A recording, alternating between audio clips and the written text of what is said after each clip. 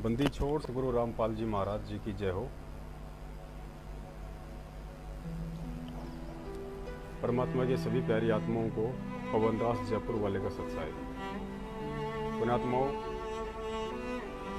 दास आज पहली बार फेसबुक पर परमेश्वर की दया से लाइव आया है और आज हम सभी भाई बहन मिलकर एक ऐसे टॉपिक पे बात करेंगे जिसकी चर्चा वर्तमान समय में बहुत ही ज़रूरी है, क्योंकि परमेश्वर की संगत को जिस कदर अज्ञानता के ढेर में दबाया जा रहा है, पाखंड में घसीटा जा रहा है, परमेश्वर के बच्चों को उनकी मर्यादाएं खंडित करवाकर काल भगवान के खेमे में पहुंचाया जा रहा है, इन सब के ऊपर बात करना बहुत ज़रूरी है। वर्तमान में सतगुरुदेव जी को राजनीति में धकेल दिया गया है। एक परम संत जिसका राजनेता और राजनीति से 36 का आंकड़ा रहा है, उस परम संत को कांग्रेस के सपोर्ट में खड़ा करके कुछ नालायकों ने उन्हें पूरे विश्व में बदनाम करवा दिया है। बहुत सारे ऐसे पॉइंट हैं। संगत को भी इस कदर लूटा गया है पिछले 4 साल से, शायद किसी आतंकवादी ने भी किसी देश को नहीं लूटा होगा जितना इन लोगों ने संत रामपाल जी महाराज जी की संगत को लूटा है। तो आज परमेश्वर इसी पे चर्चा करवाएंगे। अभी दास खाली थोड़े समय के लिए ही फेसबुक पे आया है एक बार, क्योंकि दास अपना रोजी रोटी के लिए अपना दही बड़े का ठेला लगाता है। तो परमेश्वर दया करें, अभी दास थोड़ा बहुत काम कर रहा था। अभी दास अपनी गाड़ी मार्केट में लगाएगा और मार्केट में लगाने के बाद फिर परमेश्वर दोबारा से दास को फेसबुक पे लाइव लेके आएंगे। उसके बाद हम सभी भाई बहन चर्चा करेंगे और खूब चर्चा करेंगे। और दास का तो ये निवेदन है कि जिस भी भगत भाई की सतगुरुदेव जी के आचार विचार व्यवहार रहने करने कथनी को लेकर यदि कोई शंका है, यदि किसी के मन में भी, क्योंकि बहुत सारे भगत भाई वर्तमान में नाम दीक्षा ले रहे हैं। वर्तमान में सतलोक आश्रम मैनेजमेंट हरियाणा ने जो फर्जी नामदान केंद्र खोल रखे हैं, केवल धर्म को धंधा बनाने के लिए लोगों को लूटा जा रहा है। ज्योति पाठ के नाम पे लूटा जा रहा है, भक्ति के नाम पे लूटा जा रहा है, पाखंड करवाया जा रहा है उनसे गुरुदेव को बदनाम करवाने के लिए। तो इन सभी विषय पे हम लोग चर्चा करेंगे और काफी लंबी चर्चा होगी परमेश्वर की दया से। जिस भी भगत भाई की कोई भी शंका हो किसी भी प्रकार की, देखिए परमेश्वर ने कहा है कि सतगुरुदेव जी के बाद यदि आपस में एक दूसरे की कोई शंका समाधान कर सकता है तो केवल वो परमात्मा के बच्चे हैं। इसीलिए परमेश्वर ने अपनी एक वाणी में भी कहा है कि साध संगति से भेद जो पाया, यानी भगत भाई कहीं इकट्ठे होते हैं, मिलते हैं, परमेश्वर की चर्चा होती है, एक दूसरे की शंकाओं का समाधान होता है। मुझे कोई चीज़ समझ में नहीं आ रही, हो सकता है परमात्मा किसी दूसरी आत्मा को निमित्त बना के उसका समाधान करवा दें। किसी और आत्मा को कोई चीज़ समझ में नहीं आ रही है तो परमेश्वर दास के माध्यम से उसका शंका समाधान करवा दें। तो साध संगति बहुत ज़रूरी है। और वर्तमान में बेचारी भोली संगत जो साध संगति कर रही है सतलोक आश्रम मैनेजमेंट की, वो साध संगति नहीं है, वो गुंडों की संगति है। और ये उसके तो पुण्यात्माओं, परमेश्वर दया करें। अभी दास मार्केट में जा रहा है, मार्केट जाके अपनी गाड़ी लगाएगा और गाड़ी लगाने के बाद फिर परमात्मा हमारी आपस में चर्चा करवाएंगे। टाइमिंग दास आपको बता देता है। दीपक, टाइम क्या हुआ अभी? चलो पुण्यात्माओं, शायद 11 बजे होंगे अभी। परमेश्वर 12 से 1 बजे के बीच में दास को कितने अभी 10 o'clock हुए हैं, और परमेश्वर 12 से 1 बजे के बीच में फिर अपने दास को फेसबुक पे लाइव लेके आएंगे। उस समय परमात्मा लंबी चर्चा करवाएंगे। तब तक दास का निवेदन है, आप सभी भाई बहन जितने भी हैं जो दास के साथ फेसबुक पे लाइव जुड़ना चाहते हैं और एक विशेष मुद्दे पे बातचीत करना चाहते हैं, वो सभी भाई बहन समय का ध्यान रखें 12 से 1 बजे के बीच। और अन्य जितने भी भगत भाई जो आपके संपर्क में हैं वो भी दास को फॉलो करें। हम सब भाई बहन मिलकर चर्चा करें, उसके लिए आप उनको भी सूचित करें। और जिन भगत भाइयों को दास की आईडी का नहीं पता है तो दास बता देता है। फेसबुक पे दास की आईडी पवन कुमार यादव के नाम से है और लोगों में दास का एक स्लोगन लगा हुआ है, सतसेवक सोशल मीडिया सेवादार, और नीचे पवन दास नाम लिखा हुआ है। तो ये दास का लोगो होगा और ये दास की आईडी का नाम है पवन कुमार यादव। तो आप जी सर्च कर सकते हैं, फॉलो कर सकते हैं। और 12 से 1 बजे के बीच में दास का सभी आत्माओं से पुनः निवेदन है कि आप सभी समय का ध्यान रखें और एक बार आप लाइव आएँ। परमेश्वर ने चाहा तो उन शंकाओं का समाधान होगा। बहुत सारे भगत भाइयों के अंदर जो घर कर चुकी हैं, जिनका समाधान कहीं नहीं मिल रहा, क्योंकि मैनेजमेंट आपको किसी भी शंका का समाधान नहीं बताएगा।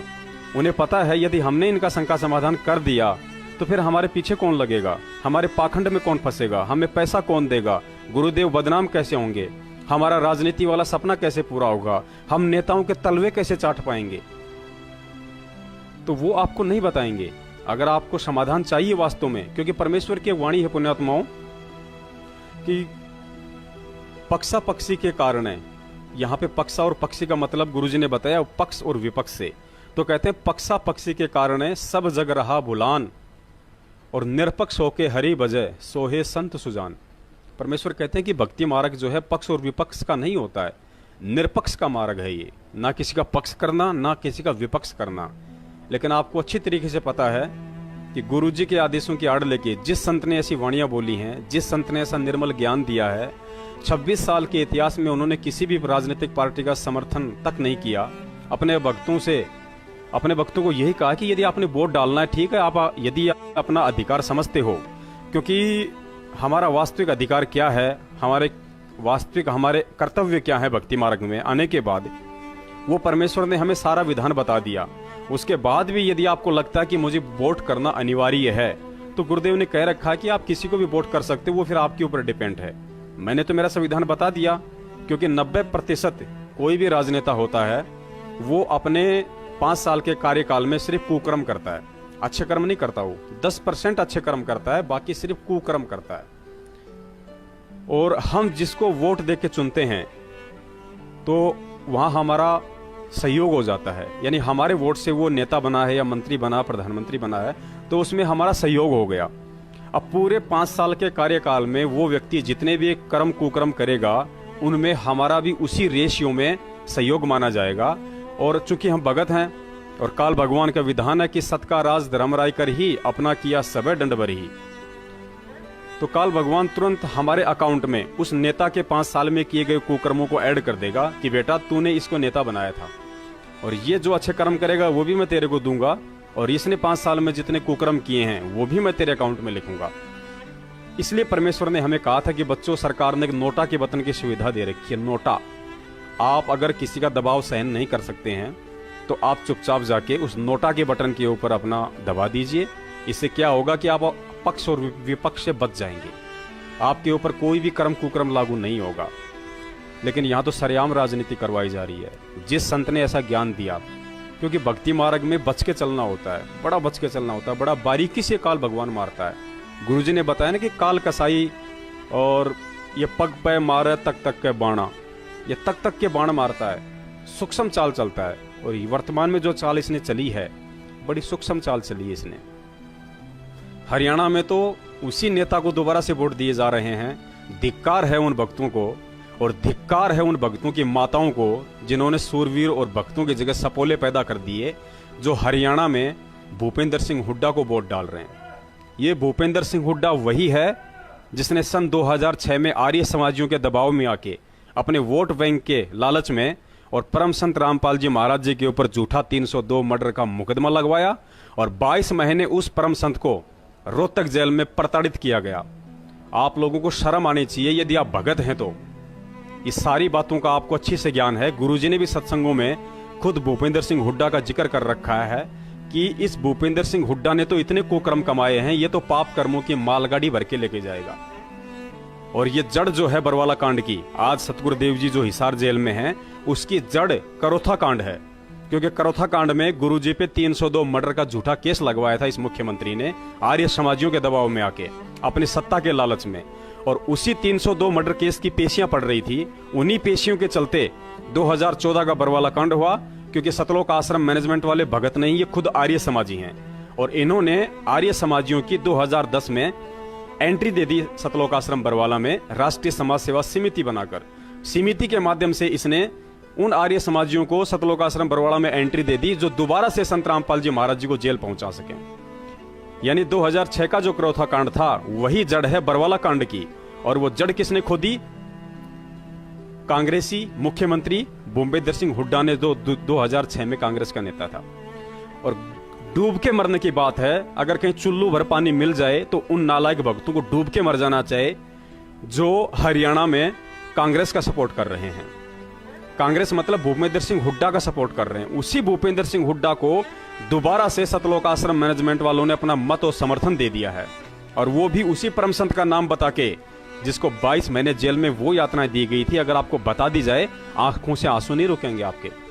2006 में गुरुजी से रोहतक जेल में झाड़ू निकलवाई जाती थी। रिमांड के दौरान उनके छाती के बाल तक उखाड़ दिए गए थे, और उन गद्दारों ने उसी भूपेंद्र सिंह हुड्डा को दोबारा से उसी परम संत का नाम लेके उनका समर्थन कर दिया।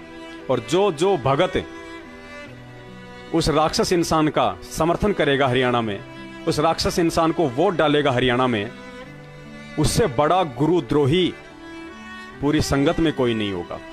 क्योंकि मैनेजमेंट ऑलरेडी गुरुद्रोही है। क्योंकि परमेश्वर कहते हैं जो देते हैं भगवान को धोखा, इंसान को क्या छोड़ेंगे। इस मैनेजमेंट ने तो खुद उस परमेश्वर को धोखा दिया है, आम मानव समझ के, एक सामान्य संत समझ के। लेकिन क्या हम भक्तों की भी बुद्धि घास चरने चली गई है? क्या हमने तत्व ज्ञान के बजाय आश्रम में गोबर खाया था, जो हम गुरुदेव के वचनों पे नहीं चल पा रहे कि गुरुदेव ने हमें क्या समझाया था, हमें क्या बताया था, हम नहीं समझ पा रहे। पुण्यात्माओं, इन लोगों ने गुरुजी का नाम लेके कांग्रेस को सपोर्ट करवाया कि गुरुजी का आदेश है बीजेपी को हराना है और कांग्रेस को जिताना है। पुण्यात्माओं, मैं पवन दास जयपुर वाला और मैं परम संत सतगुरु रामपाल जी महाराज जी का एक छोटा सा शिष्य हूं, और मैं उनका ज्ञान आधारी शिष्य हूं। उनके ज्ञान को समझ के जुड़ा हूं मैं उनसे। हो सकता है जुड़ते समय मुझे इतना ज्ञान नहीं था, लेकिन आज मुझ पे परमेश्वर ने खूब दया कर रखी है, छप्पर फाड़ दया कर रखी है। मैं इस पूरी संगत के सामने अपने भाइयों को नींद से जगाने के लिए मैं पूरी संगत के सामने ये वचन देता हूं। देखिए, मैं कोई मध्य प्रदेश का स्टेट कोऑर्डिनेटर विष्णु तेली नहीं हूं जो कोई बात कह के पलट जाऊंगा। मैं उस परम संत का बच्चा हूं जिसके मुख से कोई शब्द निकल गया तो वो पूरा होगा परमेश्वर की दया से।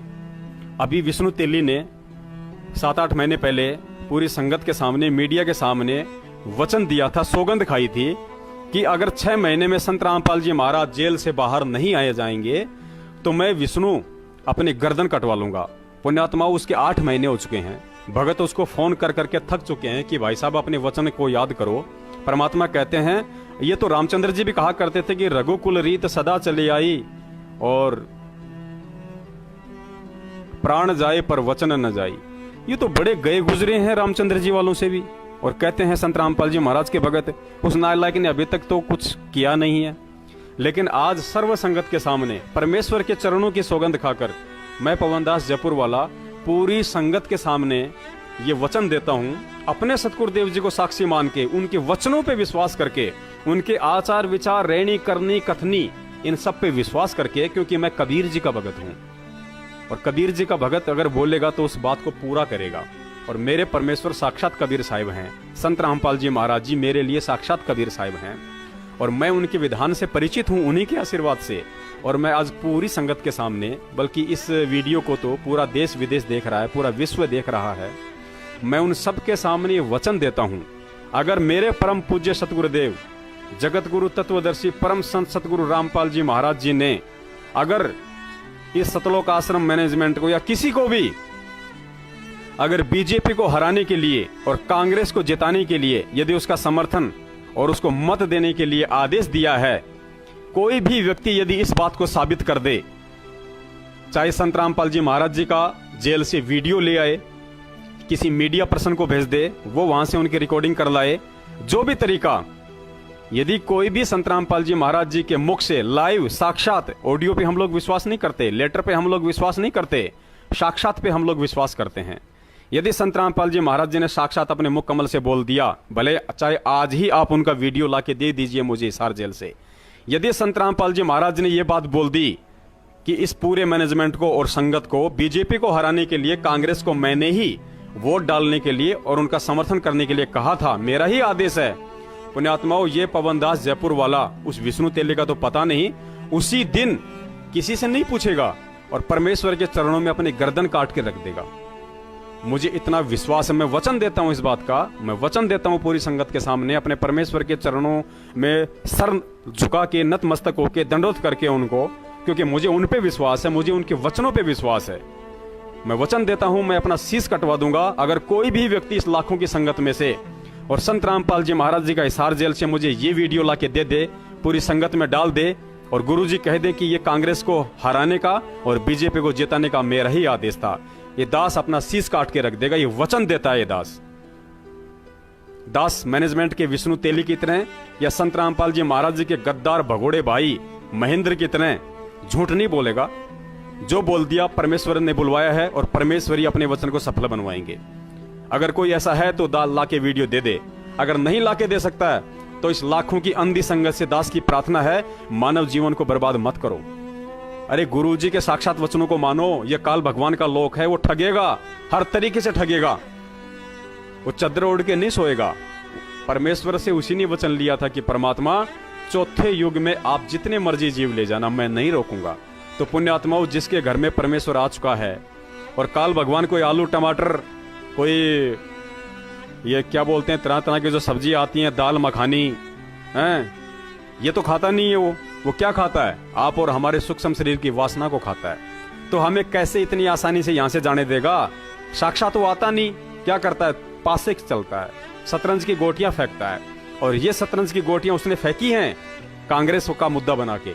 मैनेजमेंट वाले तो काल एजेंट हैं। इन काल एजेंटों के माध्यम से उसने अपनी गोटियां फेंकी हैं कि इन भक्तों को भ्रमित करो, इनको मर्यादाओं से दूर करो। क्योंकि जो व्यक्ति अपने सतगुरु के वचन से हटके और एक 2 कौड़ी के जीव के वचनों पे विश्वास करके यदि वैसा आचरण करता है तो ऑटोमेटिक वो परमात्मा की लाइन से कट जाता है, परमात्मा के विधान से दूर हो जाता है, मर्यादाओं से दूर हो जाता है और वो काल भगवान के पाले में चला जाता है। और काल भगवान यही चाहता है कि ये जीव एक बार इस परमेश्वर के चरणों से दूर होकर और एक बार ये मेरे पाले में आ जाए, फिर मैं इसको गधा बना के छोड़ दूंगा। जीवित ही नर देह में ही इसको गधा बना के छोड़ दूंगा। क्योंकि जो परमेश्वर का इतना ज्ञान सुन के, उनके विधान से इतना परिचित होके और जो उनके विपरीत करने कर लग जाए, वो क्या है? वो गधा है। और परमेश्वर ने भी कहा है कि भक्ति बिना नर खर एक है। नर माने इंसान, खर माने गधा। और भक्ति यानी ज्ञान। तो परमेश्वर कहते हैं कि भक्ति बिना नर खर एक है, जिन हरि पद नहीं जाना और पूर्ण भ्रम की परख नहीं, ये पूज मरे पाषाणा। इन भक्तों ने बिना ज्ञान के अपने आप को मानव दया प्राप्त करके भी गधा बना लिया। इनको पूर्ण भ्रम की परख नहीं, अर्थात उस पूर्ण परमेश्वर सतगुरु रामपाल जी महाराज जी के अनमोल तत्व ज्ञान की परख नहीं। और पूज मरे पाषाणा, ये राजनीति, ये राजनेता, ये पत्थर रूपी लोगों को पूज मरे, इनके पीछे वोट और समर्थन देके डूब मरे। भक्तों, जीने का कोई अधिकार नहीं है तुम्हें। इतना अनमोल ज्ञान दिया उस परमात्मा ने, परख तो करेगा, वो तो ठोक के लेगा। परमात्मा कहते हैं ना, वाणी है परमेश्वर की कि गरीब कच्चा हीरा करच हो, नहीं सहे घनभार, ऐसा यह मन हो रहा लेखा ले करतार। आश्रम में बुला बुला के जो खीर खिलाई थी, 18-18 घंटे जाग के परमेश्वर ने जो सत्संग किए थे, हमारे लिए दिन रात इतनी सुविधाएं उपलब्ध करवाई उस मालिक ने। 22 महीने 2006 में जेल जाके छाती के बाल उखड़वाए, जेल में झाड़ू निकाली, लोगों की गालियां सही, डंडे सहे। आज हिसार जेल के अंदर उस परमेश्वर के साथ में उन गुंडों को रखा जाता है जो बीड़ी सिगरेट पी के धुआं उनके मुंह पे मारते हैं। आज सत्यनारायण रामपाल जी महाराज जी को जेल में कोई सुविधा नहीं दी जा रही है। उनके कमर में दर्द है, उनके दांतों में समस्या है, डॉक्टर उपलब्ध नहीं करवाया जा रहा। उनको ऐसी कोठड़ी में रखा जाता है जो गंदी है, बाथरूम भी उसी में बना हुआ है, बाथरूम का गेट भी नहीं है, बदबू मारता है, पानी की अलग से उनके पास व्यवस्था नहीं है, उसी में अपना हाथ धोते हैं। कोई पंखे की सुविधा भी नहीं है उनको जेल में। और हम नालायक क्या कर रहे हैं बाहर? वो किसके लिए कष्ट उठा रहा है? आप और हम जैसे दुष्टों के लिए, नीचों के लिए, पापियों के लिए, गधों के लिए कष्ट उठा रहा है। परीक्षा लेगा और ठोक बजा कर लेगा, एक बार नहीं 1000 बार लेगा। जिसने परीक्षा देनी है तो दो, नहीं तो परमेश्वर कहते हैं कि कबीर का घर सिकर में, तेरी गर्ज पड़े तो आ। परमेश्वर की वाणी है कि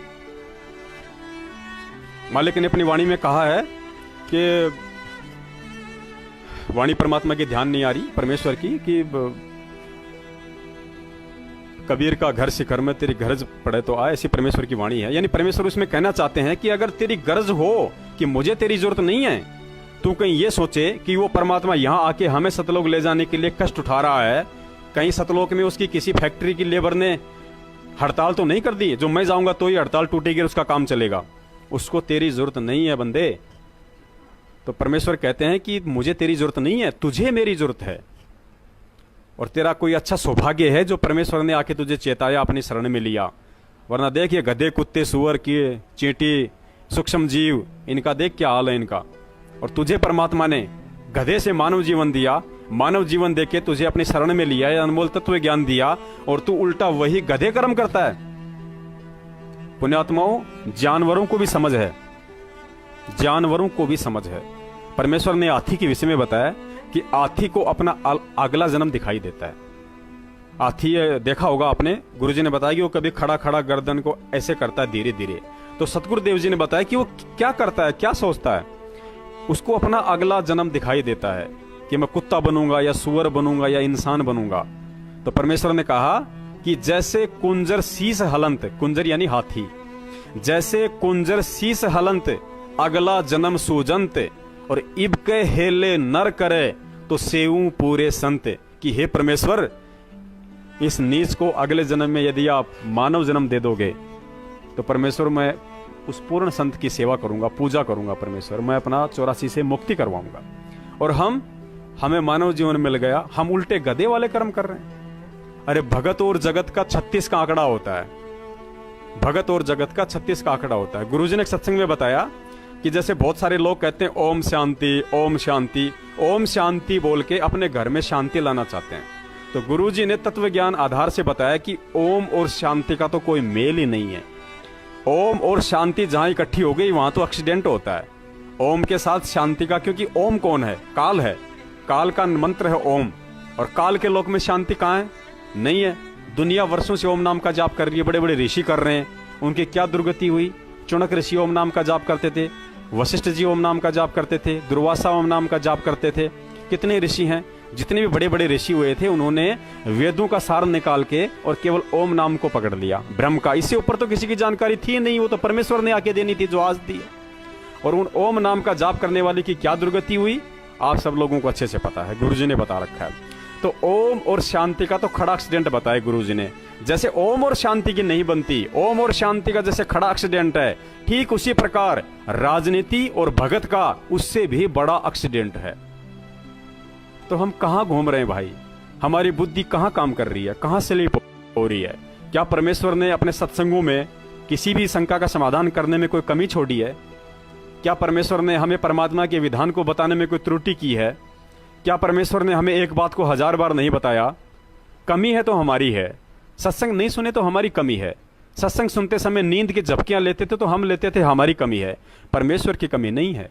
परमेश्वर जब इस पृथ्वी पे आते हैं तो दुनिया का ऐसा भी मानव शरीरधारी प्राणी नहीं छोड़ते जिस तक उस परमात्मा का संदेशा ना पहुंचता हो। क्योंकि परमेश्वर कहते हैं कि जब वो यहाँ पे आता है तो हर इंसान तक संदेशा पहुंचाता है, ताकि कल को धर्मराज के दरबार में जाकर कोई ये ना कहे कि हमें कोई बताने वाला नहीं था कि कौन तत्वदर्शी संत है, कौन भगवान है, क्या ज्ञान है, क्या मुक्ति है।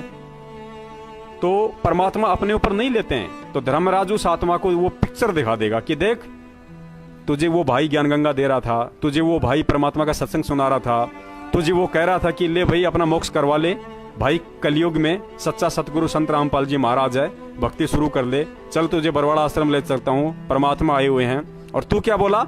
आ लिया परमात्मा। ये परमात्मा हो ऐसे हैं? जो जेल में जाके बैठ गया वो परमात्मा हो ऐसे हैं? जिसने अपने इतने बच्चों को मरवा दिया वो परमात्मा हो ऐसे? ये परमात्मा होते हैं कमांडो बनाने वाले? पुण्यात्मा को ज्ञान से निर्णय करना है कि कमांडो किसने बनाए और जेल में कौन बैठा है। तो अभी दास के धंधे का टाइम हो रहा है, परमात्मा दया करें, बाद में और होगी, थोड़ी चर्चा और होगी। क्योंकि पुण्यात्मा गुरुजी ने बताया कि हरि का भजन और हाथ का धंधा नहीं करे सो मूर्ख अंधा। कि जो परमात्मा का भजन और अपनी मेहनत की, अपनी हक हलाल की रोजी रोटी कमा के नहीं खाएगा, उसकी भक्ति कभी जीवन में सफल नहीं हो सकती। तो देख लीजिए आप सतलोक आश्रम मैनेजमेंट को 4 साल से हराम के टुकड़े तोड़ रहा है। ये बेचारी भोली संगत को गुरुजी के नाम पे ज्योति पाठ का आदेश देके हराम के टूक तोड़ रहा है। अरे कुत्ता भी मेहनत करता है, कुत्ता भी अगर किसी के 2 टूक तोड़ता है तो उसके घर की रखवाली करता है, भोगता है। और ये सतलोक आश्रम मैनेजमेंट वाले तो उस कुत्ते से भी गए गुजरे हैं। परमेश्वर कहते हैं ना कि एक टूक के कारण कुत्ता 70 घर फिर आवे और धीरज के धरे आथी मन भर खावे। यानी कुत्ता होता है ना, कुत्ता, वो एक रोटी टुकड़े के लिए और 70 घर फिर के आता है। कहीं लठ मिलते हैं, कहीं रोटी मिलती है, कहीं कुछ मिलता है।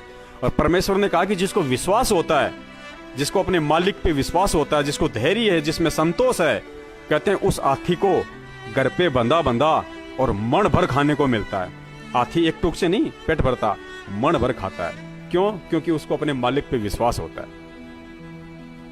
तो आप कुत्ते भी नहीं हो, ये मैनेजमेंट वाले तो कुत्ते की श्रेणी से भी बाहर हैं, कुत्ते भी नहीं हैं। अरे कुत्ता भी अपने मालिक को देख के समझ जाता है कि वो क्या कहना चाह रहा है, क्या इशारा कर रहा है, और हम उस कुत्ते से भी गए गुजरे।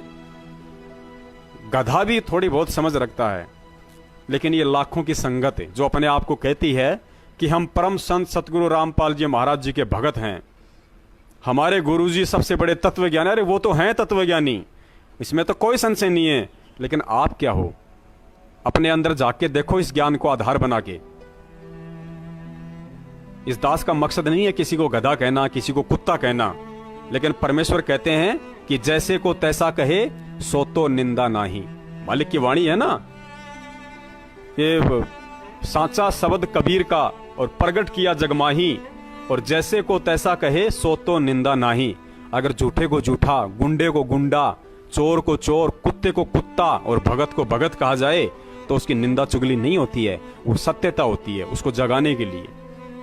अगर आप राजनीति नहीं कर रहे हैं, अगर आपने सतलोक आश्रम मैनेजमेंट के आदेश से किसी भी सरकार को वोटिंग की है देखिए वोट आप कर सकते हैं, उसके लिए गुरुजी ने भी बोल रखा है, लेकिन साथ में अपना विधान भी बता रखा है।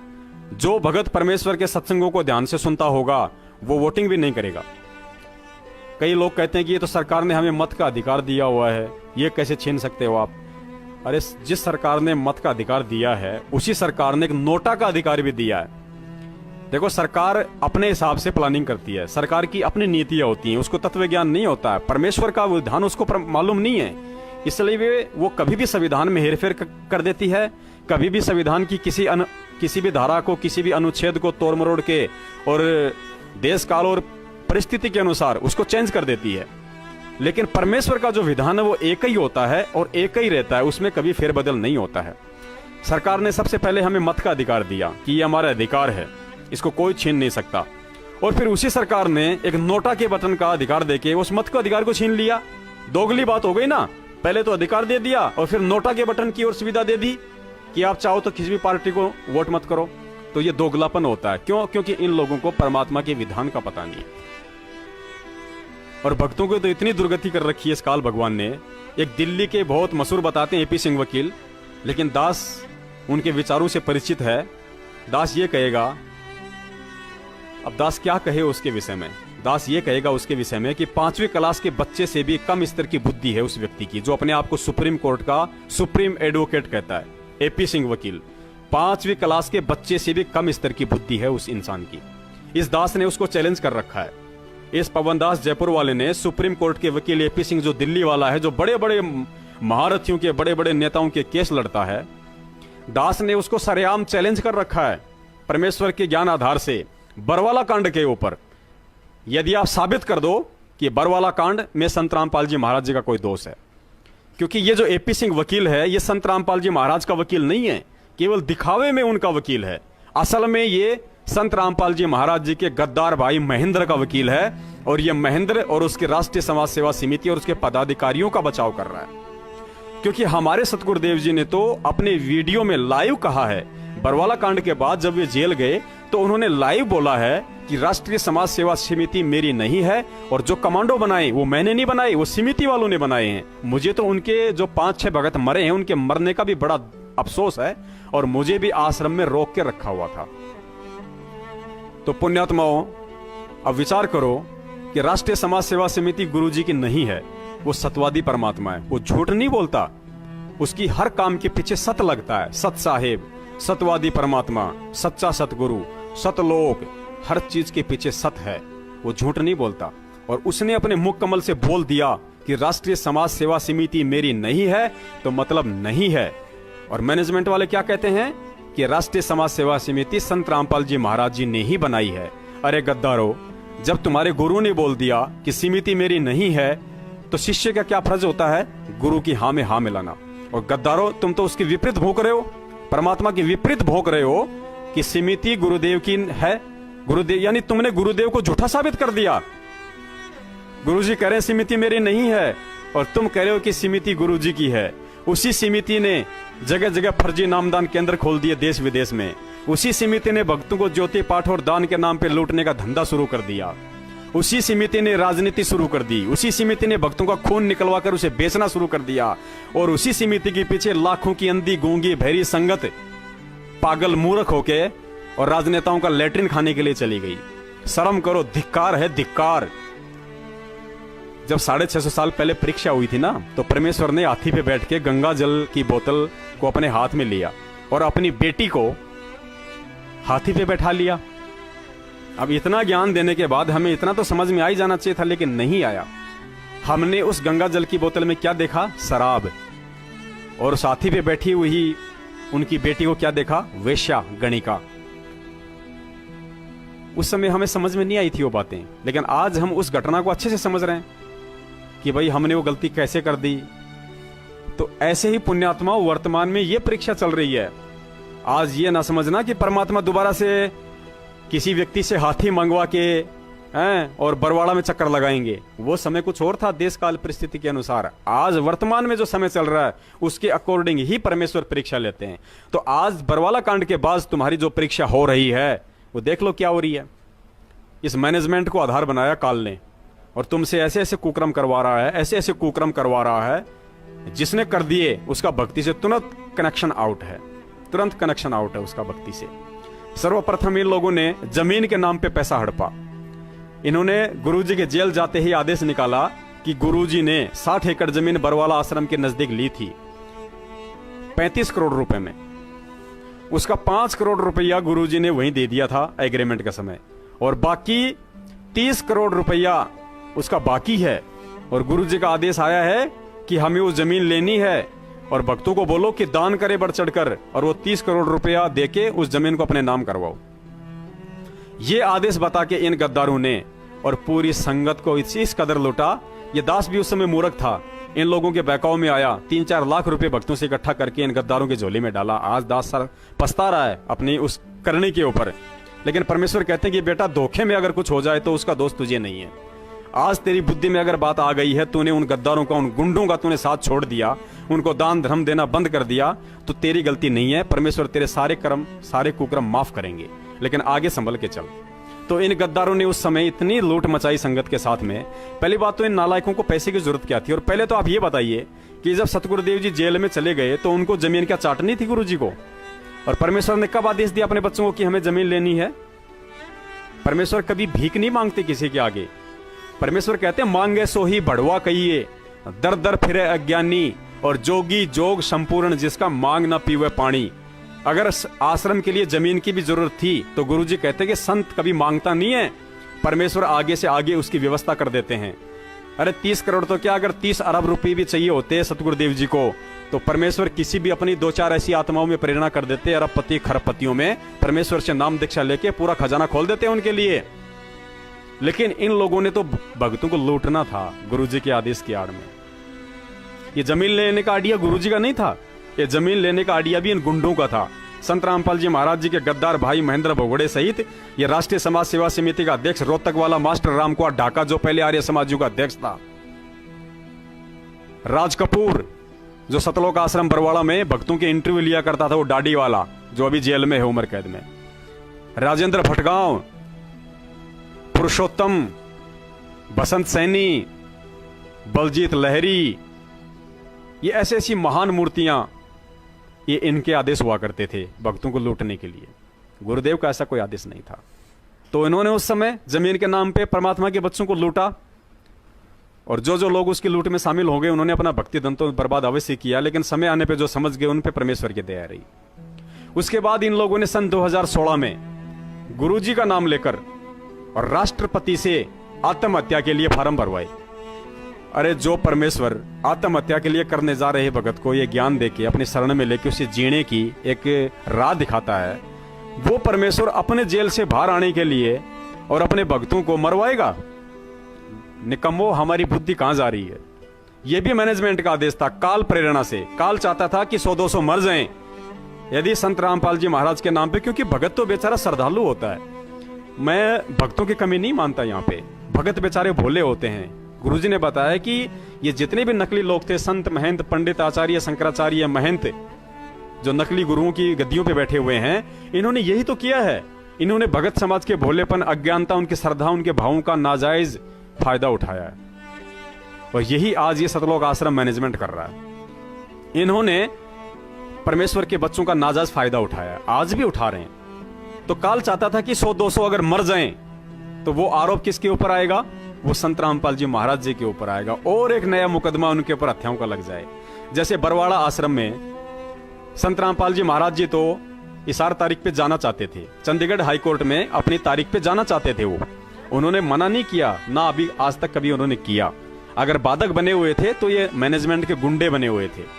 उन्होंने तो बाद में भी स्वीकार किया है कोर्ट में कि साहब मैं तो बीमार जरूर था, लेकिन बीमार होने की हालत में भी मैं कोर्ट के सम्मान में अपनी पेशी पे आना चाहता था, लेकिन मुझे जबरन मैनेजमेंट वालों ने नहीं आने दिया। ये गुरुजी के बयान है कोर्ट में, और इसीलिए हम इस मैनेजमेंट पे दबाव डालते हैं कि अगर तुम सच्चे हो तो गुरुजी के बयानों की फोटोकॉपी संगत में सार्वजनिक क्यों नहीं कर रहे?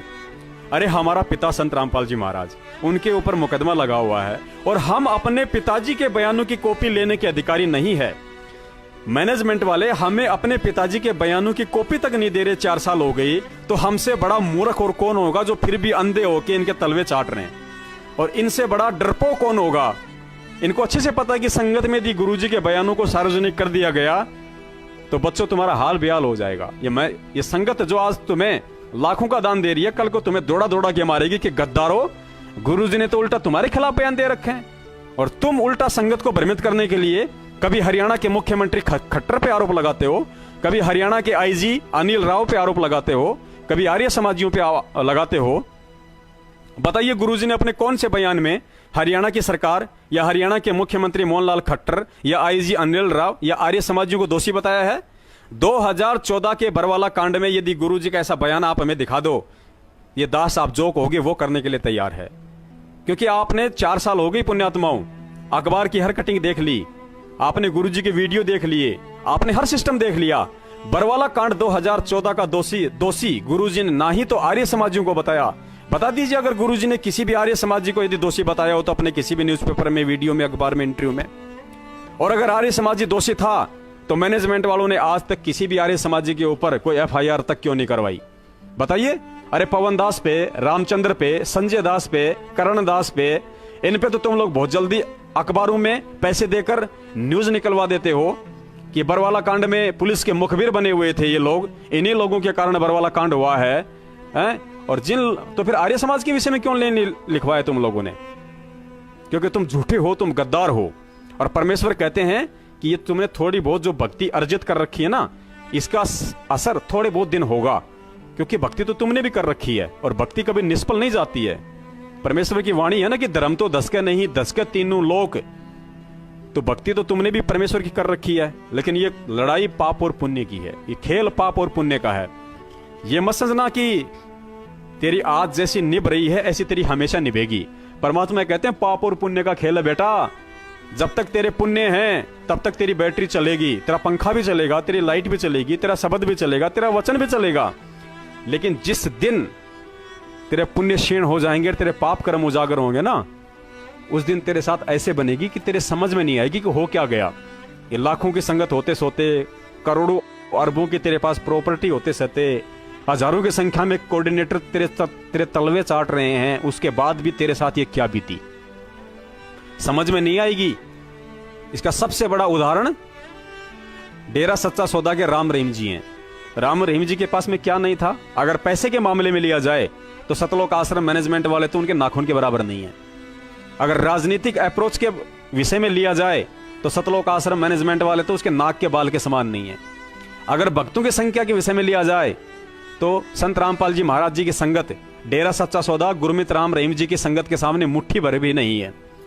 अब झूठ बोलने को तो कोई कुछ भी बोल दे, जैसे ये मैनेजमेंट वाले गुंडे हैं, ये तो पैदाइशी झूठे हैं, ये तो पैदाइशी झूठे हैं। काल भगवान के आशीर्वाद से इनका जन्म हुआ है।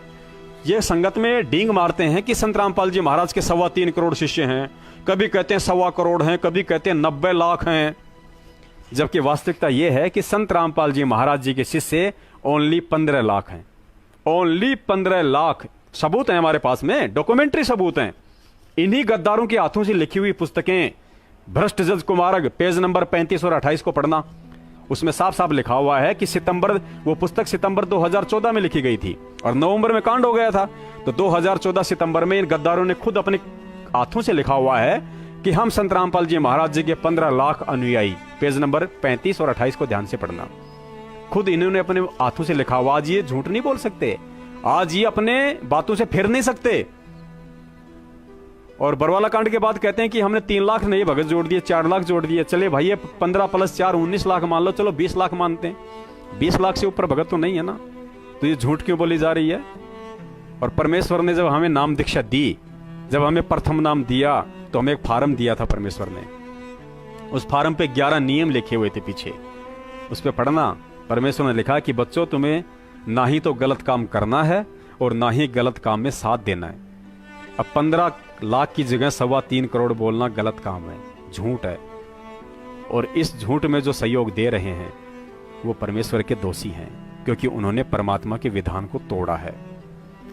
परमेश्वर कहते हैं पहलवान चाहे कितना ही अट्टा कट्टा हो, चाहे केसरी हिंद हो, हरियाणवी हिंद हो, अगर जरा सा भी फाउल हो गया तो उसको पाले से बाहर कर दिया जाता है। खड़ा खड़ा चाहे वो कितना ही जोर लगाता रहे, पाले में नहीं आ सकता वापस वो। तो आप चाहे कितने बड़े भगत हो, आप कितने ही सूरमा हो, कितनी भक्ति करते हो, अगर आपने परमेश्वर के विधान के जरा सा भी फाउल पॉइंट पे पैर रखा, आपकी स्थिति वही होगी जो उस पहलवान की होती है। और इसका नतीजा सबके सामने है। हजारों भक्तों की मौत हो चुकी है पुण्यात्माओं, सैकड़ों के नहीं, हजारों भगत मर चुके हैं बरवाला कांड के बाद। अरे कहते हैं गुरुजी का आदेश है इशार तारीखों पे आने का, और इशार तारीखों पे भगत फांसी लगा के मर रहे हैं, ट्रेन के नीचे आके कट के मर रहे हैं, स्कॉर्पियो गाड़ी पलट रही है, बहनें मर रही हैं, कोई अपने घर नहीं पहुंच रहा, कोई डिब्बे में बैठा बैठा मर रहा है। तो क्या परमेश्वर के आदेश के बावजूद ऐसा हो सकता है? कभी नहीं हो सकता। अगर गुरु का आदेश है कि तुझे सत्संग में आना है, और मौत नहीं हो सकती पुण्यात्माओं। मौत ठीक है, मौत हो जाएगी, लेकिन गुरुजी ने कहा कि अकाल मौत नहीं होगी। जो मेरा भगत है उसकी अकाल मौत नहीं हो सकती, ये परमेश्वर ने बोल रखा है। और अगर ये तो सरेआम अकाल मौत हो रही है, सरेआम अकाल मौत हो रही है। आप सोच रहे होंगे कि गुरुजी हमें माफ कर देंगे, हमसे यदि कोई गलती भी हो गई तो कल को हम गुरुजी से माफी मांग लेंगे, हमें माफ कर देंगे। ऐसा नहीं है, गलती नहीं हुई आपसे, आपने जानबूझ के गलती की है। आप ये भी नहीं कह सकते कि हमें पता नहीं था कि मैनेजमेंट गलत है या सही है। आप ये भी नहीं कह सकते कि गुरुजी का ऐसा कोई आदेश था या नहीं था। क्यों नहीं कह सकते? क्योंकि परमेश्वर ने जेल जाने से पहले आपको अपना संविधान बताया, आपको पूरा ज्ञान दिया, आपको तत्व ज्ञान में 26 साल से उस परम संत ने गर्क किया, गर्क।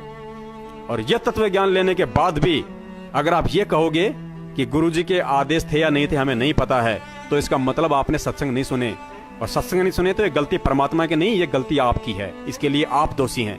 आप ये नहीं कह सकते कि हमें किसी ने बताया नहीं। अरे कोई बताए या ना बताए, लेकिन परमेश्वर ने अपने सत्संगों के माध्यम से आपको सब कुछ बता रखा है। फिर भी गलती करोगे तो गलती आपकी है। उसके बाद इन लोगों ने तीसरे पॉइंट पे क्या किया? हरियाणा के जाट आंदोलन को समर्थन दिलवाया। हरियाणा का जाट आंदोलन, बड़े शर्म की बात है, ये बातें बोलते हुए दास को बड़ी शर्म महसूस हो रही है, क्योंकि हो सकता है इस वीडियो को जगत वाले भाई भी देख रहे हैं, जो परमेश्वर के ज्ञान को देख रहे हैं, समझ रहे हैं। हो सकता है वो लोग भी इस चीज को जान रहे हैं, पहचान रहे हैं। तो दास उनसे माफी चाहेगा कि आप जी परमेश्वर का ज्ञान सुनते रहिए। ज्ञान सत्य है, सतगुरु सत्य है, भगवान सत्य है, भक्ति सत्य है, उसका विधान सत्य है। अगर कोई गलत है तो संत रामपाल जी महाराज जी के फॉलोअर्स गलत हैं, संत रामपाल जी महाराज गलत नहीं है। यह आप लोगों ने ज्ञान से अच्छे से समझ रखा है। इन लोगों ने हरियाणा के जाट आंदोलन को और गुरुजी का आदेश बताकर भक्तों से समर्थन करवा दिया। पुण्यात्माओं, ये जाटों का आंदोलन कोई सतगुरुदेव जी के जेल जाने के बाद पहली बार नहीं हुआ था। 2012 में भी, शायद 12 या 13 में, दास को ध्यान आ रहा है, 10 महीने के लिए, जिस समय पूरी संपत्ति को फूंक डाला था हरियाणा में। 2013 की बात है ये। 2013 में हरियाणा में जाट आंदोलन हुआ था। उस समय तो गुरुजी जेल में नहीं थे, आश्रम में थे, तो परमेश्वर ने उस समय क्यों नहीं किया समर्थन किसी का? क्यों अपने किसी बच्चे को आदेश नहीं दिया? क्योंकि ये उनका विधान नहीं है। अगर संत ऐसा करेगा तो परमेश्वर का विधान टूटता है, उनके रहने करने में डिफरेंट हो जाता है, वो संत की पदवी से हट जाते हैं परमेश्वर की नजरों में। तो गुरुजी ने तो आज तक किसी भी जातिगत आंदोलन को समर्थन नहीं दिया। हरियाणा में तो जाटों ने भी आरक्षण के लिए आवाज उठाई, हरियाणा में अन्य जातियों ने भी जाति के लिए आरक्षण के लिए आवाज उठाई। दुनिया में हर दिन कोई न कोई किसी न किसी आरक्षण को लेकर आवाज उठाता रहता है।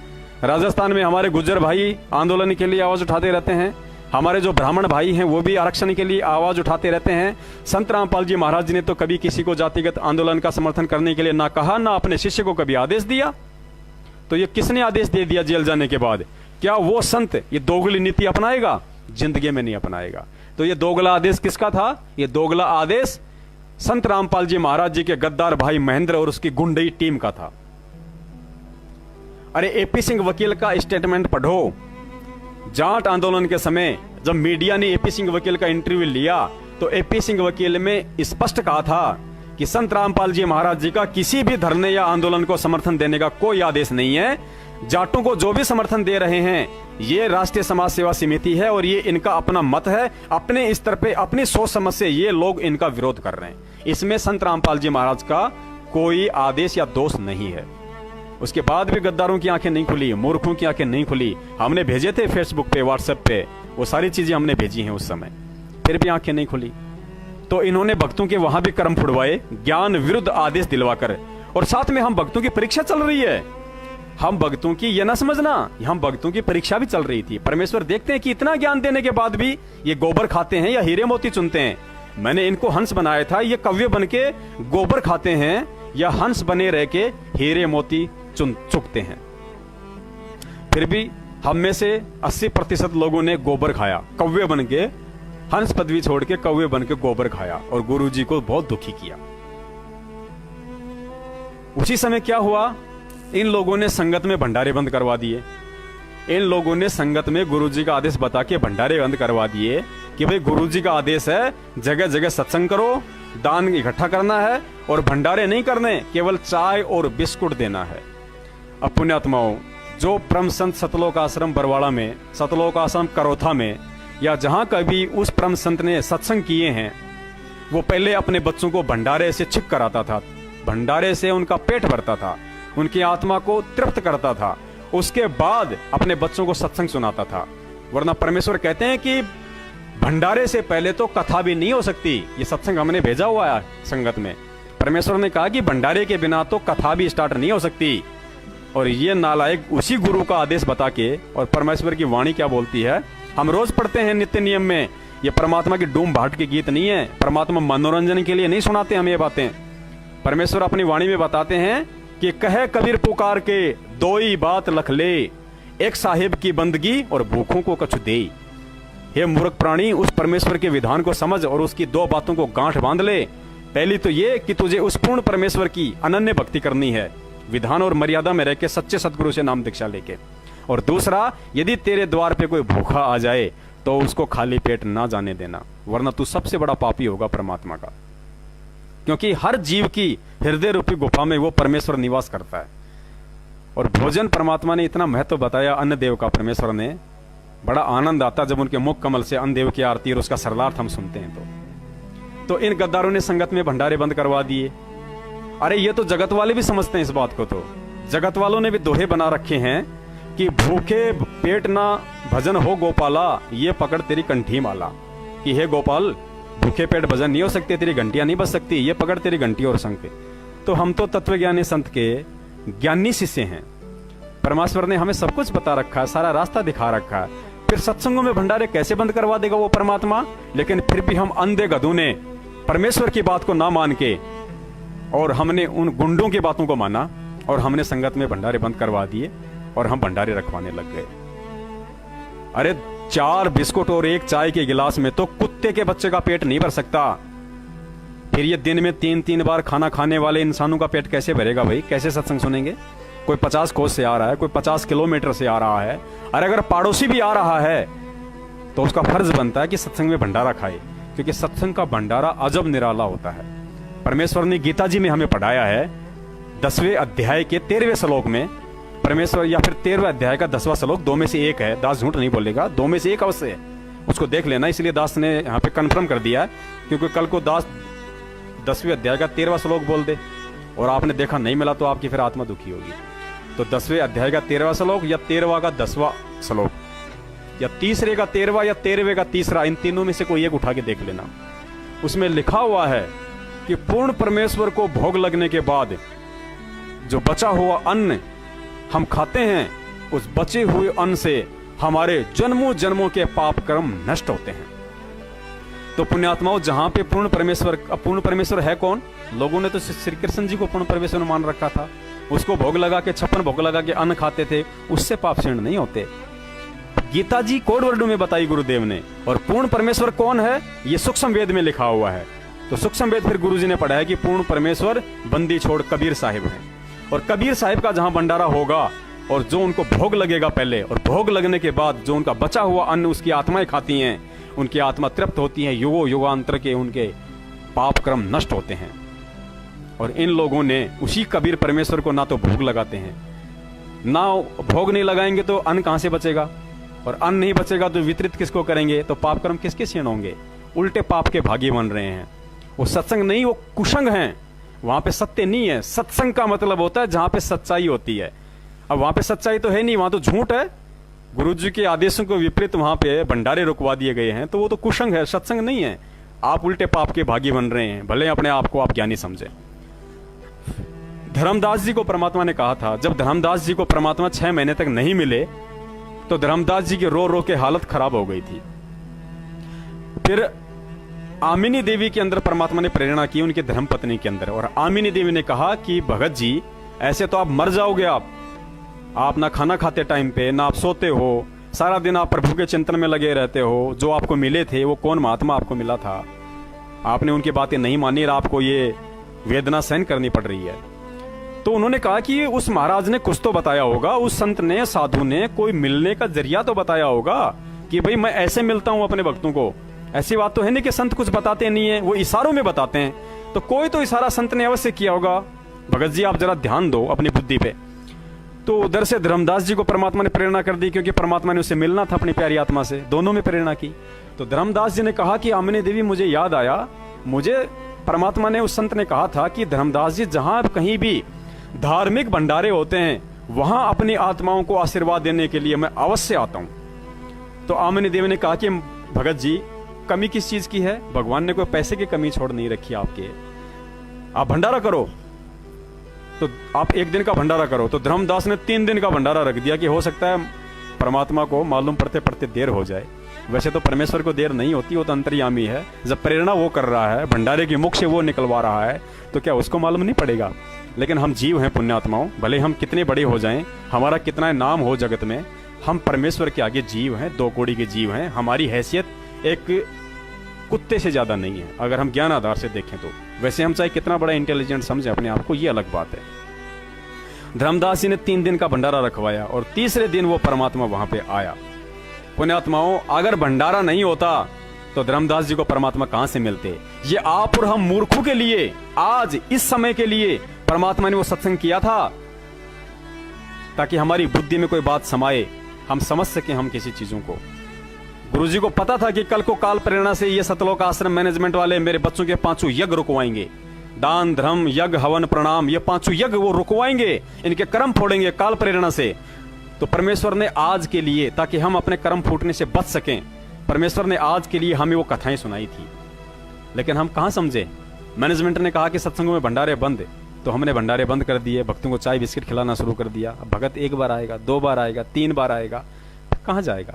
भूखा रह के सत्संग नहीं सुनेगा। या तो बेचारा रास्ते में खाना खा के आएगा, उसको पता है कि वहां तुझे कुछ मिलने वाला नहीं है, या फिर जैसे सत्संग छूटेगा तुरंत जाके पहले कहीं होटल पे जाके भंडारा करेगा। अरे होटल पे जाके वो पैसे देगा, वहां पे पता नहीं कौन खाना बना रहा है, बीड़ी पीते हुए बना रहा है, जर्दा खाते हुए बना रहा है, क्या उसके विचार हैं। क्योंकि परमात्मा कहते हैं जैसा खावे अन्न वैसा होए मन, और जैसा पीवे पानी वैसे हो जाए वाणी।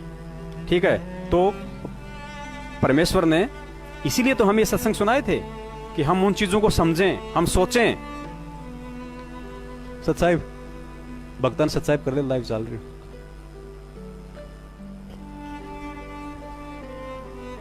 इधर आके थोड़ा सामने आ जाओ। सच्चाई बंदी छोड़ सतगुरु रामपाल जी महाराज जी की जय हो। तो परमेश्वर ने हमें इसी दिन के लिए ये सारी बातें हमें समझाई थी। देखो, हमें काशी वाले एग्जाम सुनाए परमात्मा ने। अब काशी वाली कथाएं बार बार क्यों सुनाते थे परमात्मा? अर्जुन सर्जुन की कथा क्यों सुनाई? बहन गणिका की कथा क्यों सुनाई? क्यों हमें बार बार जीवदत्ता की कथा सुनाते थे? क्यों हमें बार बार परमात्मा और अन्य कथाएं सुनाते थे?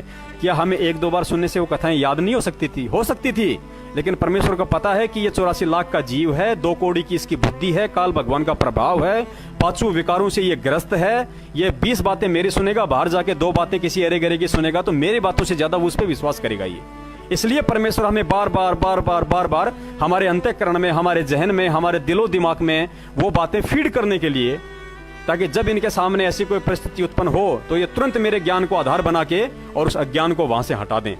लेकिन हमने तो परमात्मा के ज्ञान को हटा के अज्ञान को अपने अंतःकरण में समेट लिया।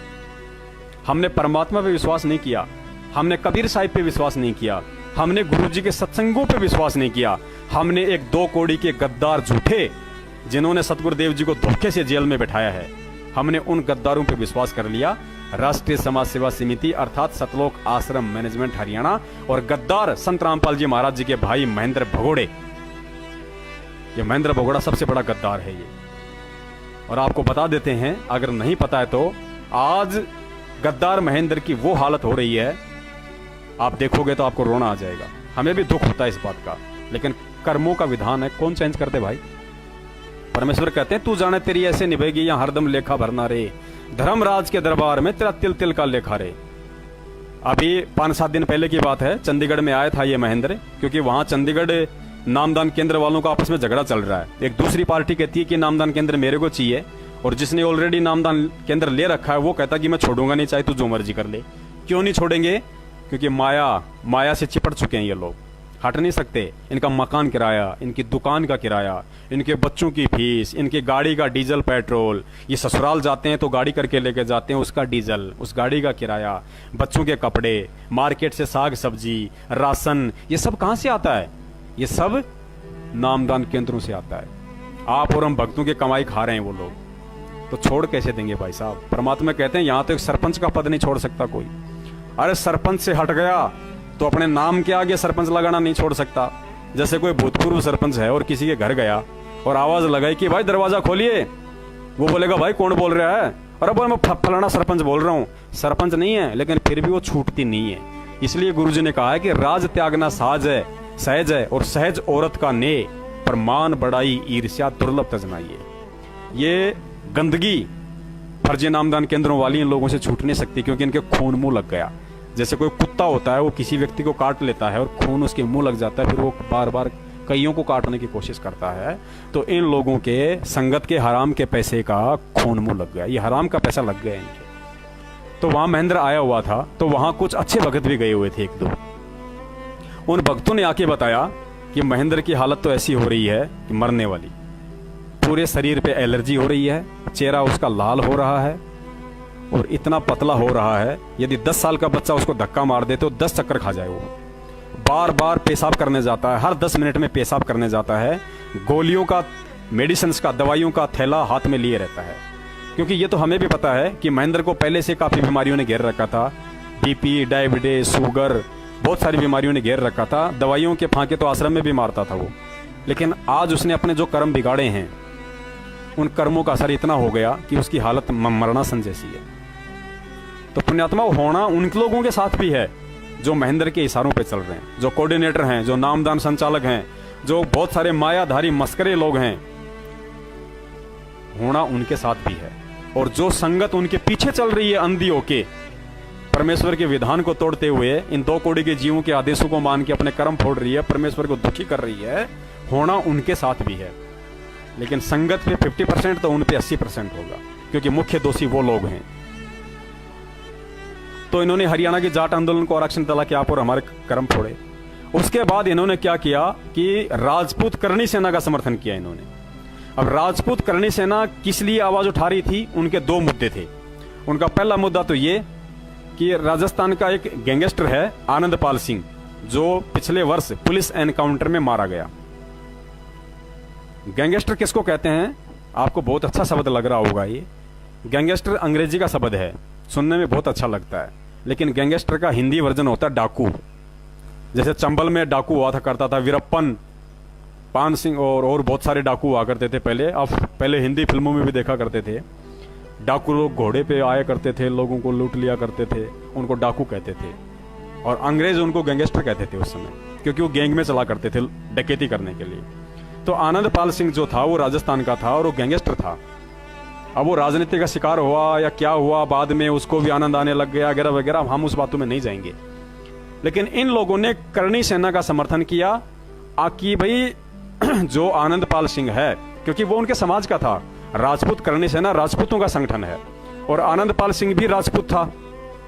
तो कुछ तो कुछ राजनीतिक कुछ लोग थे, जैसे राजपूत करणी सेना का राष्ट्रीय अध्यक्ष सुखदेव सिंह गोगामेडी, वो राजनीतिक आदमी है, तो वो अपना राजनीतिक स्वार्थ साधने के लिए वो तो कुछ भी करेगा, किसी भी का भी समर्थन लेगा, किसी को भी माध्यम बना लेगा। तो उसने अपने राजनीतिक स्वार्थ की पूर्ति के लिए सतलोक आश्रम मैनेजमेंट से कोई बातचीत हुई होगी, इन्होंने तुरंत उनका समर्थन कर दिया। समर्थन भी क्यों किया? क्योंकि आनंद पाल सिंह का वकील कौन था, आपको जानकर हैरानी होगी। आनंद पाल सिंह का वकील कौन था? एपी सिंह। और संत रामपाल जी महाराज का वकील भी एपी सिंह। यानी संत का भी मुकदमा लड़ रहा है और डाकू का भी मुकदमा लड़ रहा है। अब आप विचार करना इन बातों पे कि आप किन लोगों के हाथों के कठपुतलियां बन रहे हो। आप जिस एपी सिंह वकील के भड़काऊ भाषण, तेजस्वी भाषण सुन के आप लोग चक्काचौंध हो जाते हो, अपने दिमाग का कंट्रोल खो देते हो, अपना आपा खो देते हो, अपने ज्ञान को बाहर निकाल के उसके अज्ञान को अंदर ठूस के परमात्मा को दुखी करते हो। वो एपी सिंह राजस्थान के गैंगस्टर आनंद पाल सिंह का भी वकील था उसी समय, और उसी समय गुरुजी का भी वकील था। यानी वो झूठ के लिए भी मुकदमा लड़ रहा था और सच के लिए भी मुकदमा लड़ रहा था। और कहते हैं कि एपी सिंह ने नाम ले लिया, भगत बन गया। पुण्यात्माओं, जब आंखें खुलेंगी तुम्हारी तो परमेश्वर याद आएगा तुम्हें। अपनी गलतियों पे इतना पछताओगे, जगह नहीं मिलेगी तुम्हें, कहीं ठौर ठिकाना नहीं होगा तुम्हें। तो एपी सिंह वकील ने इन दोनों पार्टियों को मिलवाया, राजपूत करणी सेना को और सतलोक आश्रम मैनेजमेंट को, और एक दूसरे की स्वार्थ सिद्धि करवा दी। और भक्तों को माध्यम बना के, क्योंकि भगत तो बेचारे भोले हैं, उनको तो गुरुजी का आदेश बता दो, क्योंकि मैनेजमेंट को पता है कि भगत अगर मरेगा, अगर कहीं फंसेगा तो केवल और केवल गुरुजी के आदेशों के आड़ में फंसेगा, अन्यथा भगत नहीं मर सकता। और गुरुजी के आदेशों की आड़ में इन्होंने सारे कुकर्म किए आज तक। दूसरा मुद्दा था करणी सेना का। उस समय संजय लीला भंसाली ने पद्मावती फिल्म निकाली थी। पद्मावती एक राजपूत औरत थी रजवाड़ों के समय। तो करणी सेना का आरोप था कि इन्होंने हमारे इतिहास के साथ छेड़छाड़ की है, इसलिए हम इस फिल्म को नहीं चलने देंगे। तो इन नालायकों से सतलोक आश्रम मैनेजमेंट और संगत से पद्मावती फिल्म को बैन करवाने के लिए और आनंद पाल सिंह की सीबीआई जांच करवाने के लिए, ये दो मुद्दे उठा के इन्होंने भक्तों को जलती हुई आग में झोंक दिया, जबकि कोई लेना देना नहीं। अरे एक संत, दुनिया का अकेला परम संत, एक तत्वदर्शी संत, और एक डाकू का समर्थन करेगा, एक डाकू की सीबीआई जांच का समर्थन करेगा, एक गैंगस्टर की सीबीआई जांच का समर्थन करेगा। हमारे दिमाग में कीड़े बढ़े हैं, कीड़े। हमारी बुद्धि का स्तर जगत वालों से 1000 गुना गया गुजरा है। भले ही हम हाथ में रक्षा सूत्र, गले में लॉकेट पहन के अपने आप को भगत बताते हो, लेकिन आज भी हमारी बुद्धि का स्तर डाउन टू अर्थ है। क्या जरूरत पड़ी थी हमें उन लोगों का समर्थन करने की? कब गुरुजी ने किसी गुंडे का, किसी डाकू का, किसी गैंगस्टर का समर्थन किया था? कब अपने भक्तों को आदेश दिया था? कब गुरुजी ने किसी फिल्म को बैन करवाने के लिए आदेश दिया था? अरे तुम लोग पद्मावती फिल्म को बैन करवाने के लिए रोडों पे आ गए भक्तों, नालायकों, तुम्हें शर्म आनी चाहिए। और ये दुनिया भर के सिनेमा घरों में जो एडल्ट फिल्म लगती है, जो ब्लू फिल्म लगती है, जो सरेआम जहां पे नंगा नाच होता है उन फिल्मों में, उन फिल्मों के लिए तुमने कभी आवाज नहीं उठाई। और पद्मावती फिल्म के लिए तुम रोड पे आ गए। तुम्हारी बुद्धि भ्रष्ट हो रही है भक्तों। तुमसे काल भगवान ने घंडस्थ नाच नचवाया, घंडस्थ जो भस्मासुर से नचवाया था ना, नाच नाचते नाचते फिर उसके सिर पे हाथ रखवाया था, भस्म हो गया था। ये सतलोक आश्रम मैनेजमेंट काल एजेंट हैं ये लोग, और काल प्रेरणा से तुम लोगों से वो घंडस्थ नाच नचवा रहे हैं, और अंत में तुम्हारे सिर पे काल का पंजा रखवा के तुम्हें ऐसे भस्म करवाएंगे, युगों युगों से तुम्हें मानव जन्म नहीं मिलेगा। फिर गधे बन के किसी कुमार के नीचे लट खाओगे फिर तुम। परमेश्वर सहाय नहीं करेगा। गुरुजी ने तो बोल रखा कि भाई मैंने तो मेरा ज्ञान देना है, मैंने तो मेरा ज्ञान दे दिया, मैं जबरदस्ती नहीं करता किसी के साथ। अरे जब सतलोक में उस परमात्मा ने हमें जबरदस्ती नहीं रोका, हमारी सहमति से हमें काल के साथ भेज दिया, तो आज तुम्हें जबरदस्ती कहां से सतलोक लेके जाएगा भाई साहब। इसलिए तो परमात्मा कहते हैं कि शीश उपाड़े भूई धरे, ऊपर मचके पांव, कबीर का घर शिखर में तेरी गरज पड़े तो आओ। कि हे मूर्ख प्राणी, यदि तू अपने हाथों से अपना शीश उपाड़ के और उस पे अपना पैर रखे तो भी मैं प्रसन्न होने वाला नहीं हूं। और कबीर का घर शिखर में, कबीर का घर सतलोक में है, अंतिम छोर पे शिखर में, सारे ब्रह्मांडों के शिखर पर तेरी गरज पड़े तो आओ, यानी तेरी इच्छा हो तो आना, नहीं तो 84 लाख में धक्के खाता रहे, तुझे कोई मना नहीं करने वाला। तो पुण्यात्माओं, परमेश्वर के ज्ञान के विपरीत एक निष्पक्ष जो विधान है परमात्मा का, और हमें हमारे से पक्षपात करवा दिया, हमें परमात्मा से दूर करवा दिया। तो आनंदपाल सिंह वाला मैटर करवा के इन्होंने हमारी ऐसी तैसी करी, हम भक्तों की, हमारी भक्तों की खूब ऐसी तैसी करी, इन्होंने गंडस नाच नचवाया। उसके बाद इन लोगों ने और नए नए ड्रामे नचे। आप सब जानते हैं उन ड्रामों के विषय में। दास क्या बोले अब आप लोगों को, बहुत शायद दास को पता नहीं, दास आज पहली बार फेसबुक पे लाइव आया है, क्या पता हैंग हो जाए, दास को इतना आइडिया नहीं है, या हो सकता है इतना लंबा ना जाता हो, तो दास अपनी वाणी को विराम देना चाहेगा। और बाकी परमेश्वर ने दया करी तो समय समय पे आते रहेंगे। और कल हरियाणा में वोट हैं, हाथ जोड़ के सतगुरुदेव जी की तरफ से हाथ जोड़ के, चलो इस दास के तो मत मानो, इस कुत्ते के तो आप मत मानो, दास को तो आप लोगों ने मन मुख्य रूप से गुरुद्रोही घोषित कर रखा है, ये आपके अपने वचन है, आपके अपनी सोच है, मैं तो आपका उस वचन का भी सम्मान करता हूँ, आदर करता हूँ, सत्कार करता हूँ। धन्य है भक्तों आप, जो परमेश्वर के विधान को छोड़ के मन मुख्य रूप से उनकी वाणियों का अर्थ तोड़ मरोड़ करके किसी को गुरुद्रोही तो किसी को गुरुमुखी कुछ भी बना देते हो। हमें इन चीजों से कोई गिला शिकवा नहीं है। संगत हमारी भाई बहन है, हमें पता है संगत भोली है बेचारी, संगत का नाजायज फायदा उठाया जा रहा है। संगत को तो एक कंधे के रूप में यूज लिया जा रहा है बंदूक चलाने के लिए, संगत के कंधे पे रख के तोप चलाई जा रही है। संगत का दोष नहीं है, लेकिन इतना सब कुछ सारा सच्चाई संगत तक पहुंचने के बाद भी आज सत्सेवकों के वीडियो घर घर में फैले हुए हैं, सबको सच्चाई समझ में आ रही है। और हमें भी इस बात का पता है कि 60% लोगों ने मैनेजमेंट को दान देना बंद कर दिया, ज्योति पाठ का पैसा देना बंद कर दिया, मैनेजमेंट के सत्संगों में इशार तारीखों पे जाना बंद कर दिया, और घर बैठ के परमेश्वर की भक्ति कर रहे हैं। हमें पता है इस चीज का, क्योंकि परिवर्तन तो होना है। सत्य और असत्य, न्याय अन्याय, धर्म अधर्म की इस लड़ाई में जीत हमेशा न्याय सत्य और धर्म की होगी, ये तो सर्व सिद्ध है, इसमें कोई झूठ नहीं, कोई दो राय नहीं। इसमें समय अवश्य लगेगा, समय का हमें इंतजार है। हम परमेश्वर के बच्चे हैं, हमें धैर्य नाम का गुण परमात्मा ने दे रखा है। हम जल्दबाजी नहीं करते, हम जबरदस्ती किसी के मुंह में गाजर नहीं ठोसेंगे। धीरे धीरे रे मनवा, धीरे सब कुछ होए, माली सींचे सो घड़ा, समय आए फल होए। परमेश्वर दया करेंगे, धीरे धीरे सब कुछ होगा। अब गुरुद्रोही की कितनी परिभाषा बताई परमात्मा ने। परमात्मा ने कहा कि गुरुद्रोही गुरुद्रोही सब कोई कहे, पर गुरुद्रोही न चीन कोई, और गुरु से बैर ईर्ष्या करे, गुरुद्रोही कावे सोई। इस लाखों की अंधी बैरी गूंगी संगत में से एक भी भगत एक भी पॉइंट बता दे, ससबूत प्रमाणित, कि इस पवनदास जयपुर वाले ने, या मेरे अन्य सत्सेवक भाइयों ने, रामचंद्र जी ने, या पंजाब से अपने करण भगत जी ने, किसी भी भगत जी ने, जो जितने भी हैं परमात्मा के बच्चे सत्सेवक हैं, जो सच्चाई के राह पे चल रहे हैं, यदि परमेश्वर के खिलाफ एक भी उन्होंने वचन निकाला हो तो, और यदि गलती से किसी से कोई वचन निकल गया हो तो उसने अपने परमेश्वर से माफी मांगी है। और परमेश्वर कहते हैं कि खेवट सबको खेवता, क्या उत्तम क्या नीच। जो गलतियां करने के बाद जिसे अपनी गलती का एहसास हो जाए, जो समय ऐसा ना कर ले, उसको परमेश्वर दया करते हैं। तो दास का एक भी ऐसा ऑडियो वीडियो मैसेज स्टिकर बता दीजिए जिसमें दास ने अपने परम पूज्य सतगुरुदेव जी के विषय में एक शब्द भी कहा हो, तो दास की जुबान कट जाए, दास को अधरंग मार जाए, दास की इसी क्षण मौत हो जाए, अगर अपने सतगुरुदेव जी के प्रति दास ने मन में ऐसा कोई बुरा संदेशा अपने भाइयों को दिया हो तो आज तक, फिर भी हम गुरुद्रोही हैं। क्यों हैं? क्योंकि परमेश्वर ने इस लोक का विधान बताया है कि इस काल लोक में सच्चाई बोलने वाले को यहां ऐसे ही लड्डू मिलते हैं, जैसे कि परम संत सतगुरु रामपाल जी महाराज जी को मिल रहे हैं। उन पे देशद्रोही का धब्बा लगा हुआ है। क्या हमारे गुरु जी देशद्रोही हैं? इस बात को केवल हम भगत जानते हैं, लेकिन जगत उन्हें देशद्रोही कहता है। क्या जगत के कहने से वो देशद्रोही हो जाएंगे? क्या जगत वालों के कहने से, जिनको ज्ञान नहीं है बेचारों को, क्या जिन्होंने मीडिया के कहने से सरकार के द्वारा उल्टे सीधे आरोप लगाने से क्या हम अपने परम पूज्य सतगुरुदेव जी को देशद्रोही मान लें? नहीं मान सकते। क्यों नहीं मान सकते? क्योंकि हमें उन्होंने अपने ज्ञान से परिचित करवा रखा है। हमने उनको एडी से लेकर चोटी तक देखा है, जांचा है, परखा है। हम उनके सानिध्य में रहे हैं।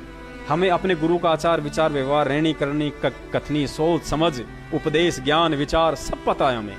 हम कैसे मान लें वो देशद्रोही है? ठीक इसी प्रकार संगत अज्ञानता के चलते चाहे हमें लाख बार गुरुद्रोही कहे, हमें कतई बुरा नहीं लगेगा, क्योंकि परमेश्वर का विधान कहता है कि हम भगत हैं और हम गुरुमुखी भगत हैं। और अगर कोई गद्दार है इस सत्संग में, इस संगत में यदि कोई गद्दार है, सबसे बड़ा यदि कोई गद्दार है तो वो सतलोक आश्रम मैनेजमेंट हरियाणा है। और उसके बाद यदि कोई गद्दारी के फार्म भर रहा है नए सिरे से, तो वो संगत है, वो नामदान संचालक और कोऑर्डिनेटर लोग हैं जो उनके मनमुखी आदेशों पे अंधे होके चल रहे हैं। यानी भेड़ की पूंछ पकड़ के दरिया पार करने की कोशिश कर रहे हैं गुरुजी के समझाने के बाद भी। तो वो गुरुद्रोही की पैड़ पे पैर रखना होता है कि गुरुद्रोही की पैड़ पे जय पग आवे पैर 84 निश्चय पड़े, सतगुरु कहें कबीर। पैड़ पे पैड़ का गुरुजी ने मतलब बताया, उनकी यश में यश मिलाना। जो ज्ञान विरुद्ध आदेश होते हैं, ज्ञान विरुद्ध बातें होती हैं, परमात्मा के विधान के खिलाफ यदि आपको कोई चलने की सलाह देता है, प्रेरणा देता है, और आप उस परमेश्वर के ज्ञान को छोड़ के, इतने उस तत्व ज्ञानी सत्संगों को छोड़ के, उसके विधान को छोड़ के यदि आप उस व्यक्ति के कहे अनुसार चलते हो, तो आप उसकी पैड़ पे पैर रख रहे हो, आप गुरुद्रोही के फार्म भर रहे हो। तो असली गुरुद्रोही संगत में मैनेजमेंट है। अब ये ना कहना कि भाई मैनेजमेंट ने कौन सी गुरुजी से ईर्ष्या की है, कौन सी निंदा करी है। जैसे कि आपने कहा परमात्मा की वाणी बता के कि गुरु से बैर ईर्ष्या करे, गुरुद्रोही कहावे सोई। पुण्यात्माओं, ईर्ष्या और निंदा चुगली का क्या मतलब होता है? ये नहीं है कि सामने सामने बोल दिया वही ईर्ष्या निंदा चुगली हो गई, नहीं। यहां गुरु जी की वाणी कहती कि जो गुरु की निंदा करता है वो गुरुद्रोही होता है, जो गुरु से ईर्ष्या करता है वो गुरुद्रोही होता है। और गुरुद्रोही कोई भगत ही नहीं हो सकता, जगत वाला भी गुरुद्रोही होता है। जो गुरु का द्रोह करेगा वो गुरुद्रोही, चाहे भगत हो चाहे जगत का हो। जैसे आर्य समाजियों ने 2006 में गुरु जी का विद्रोह किया, गुरु जी का द्रोह किया, तो वो गुरु जी के गुरुद्रोही हैं। ऐसा नहीं है कि उन्होंने नाम नहीं ले रखा तो उनके ऊपर ये गुरुद्रोही शब्द नहीं लगेगा, उन पे भी लगेगा। जो गुरु से द्रोह करेगा वो गुरुद्रोही होता है। अब आपको बताते हैं कि मैनेजमेंट ने गुरु जी की निंदा कैसे करी है। पुण्यात्माओं, गुरुद्रोही वही नहीं होता है जो गुरु जी की निंदा करता है, बल्कि उससे भी बड़ा गुरुद्रोही है होता है जिसके कारण, जिसकी गलतियों के कारण, जिसकी मनमानियों के चलते, जिसके अज्ञान के चलते, जिस भगत के अज्ञान कुकर्म पाखंड के चलते दुनिया उसके गुरु की निंदा करे, वो सबसे बड़ा गुरुद्रोही होता है। अरे भगत तो खुद ही निंदा करेगा, वो तो गुरुद्रोही हो गया। लेकिन उस भगत की करनी और कथनी के चलते यदि वो दुनिया भी यदि उस गुरु की निंदा करने लग जाए, तो उससे बड़ा गुरुद्रोही दुनिया में कोई नहीं। और आज आप सबको पता है कि बरवाला कांड किन लोगों ने करवाया है। किन लोगों ने परम संत सतगुरु रामपाल जी महाराज जी के आदेश बताकर उनकी पीठ पीछे, उनकी नाम की आड़ में हम भक्तों को काले कपड़े पहनाए, हमें भगत से गुंडा बनाया, हमारे हाथों में जलती हुई मसाले पेट्रोल बम पकड़वाए, हमसे जेसीपी फुकवाई, हमसे पुलिस की जिप्सियों के ऊपर जलती हुई मसाले। गवाह है क्योंकि दास उस समय खुद वहां पे मौजूद था और दास इस घटना का चश्मदीद गवाह है। दास उस घटना का चश्मदीद गवाह है। इसलिए दास आप जियों को निवेदन करता है कि अभी भी समय है, इन चीजों को आप छोड़ो। अरे सबसे पहले अपने गुरु को समझो, अपने परमात्मा के ज्ञान को समझो, उस ज्ञान को समझ के फिर दूसरे के आदेशों की तुलना करो कि कोई भी व्यक्ति हमें जो आदेश बता रहा है, क्या वो आदेश, वो ज्ञान, वो मार्ग मेरे गुरु के बताए हुए ज्ञान के अनुसार है या नहीं है। जिस परम संत ने अपने बच्चों को, पुण्यात्माओं, नाम लेने से पहले हम इन हाथों से क्या किया करते थे पता है? हम इन हाथों से कुकर्म करते थे, अधर्म करते थे, अन्याय करते थे। अरे जिस सतगुरु देव ने नाम दीक्षा देके जिन पाप कमाने वाले हाथों को सही शिक्षा देके और इन हाथों में मंत्र कार्ड पकड़ना सिखाया, इन हाथों में माला पकड़नी सिखाई, क्या वही सतगुरु बरवाला कांड में अपने सत्संगों के विपरीत चलते हुए अपने उन्हीं बच्चों के हाथों में लठ पत्थर डंडे बंदूकें पेट्रोल बम और जलती हुई मसाले पकड़ाएगा? जिंदगी में नहीं पकड़ा सकता। अरे सफेद पोशाक तो कबीर पंथ की पहचान है।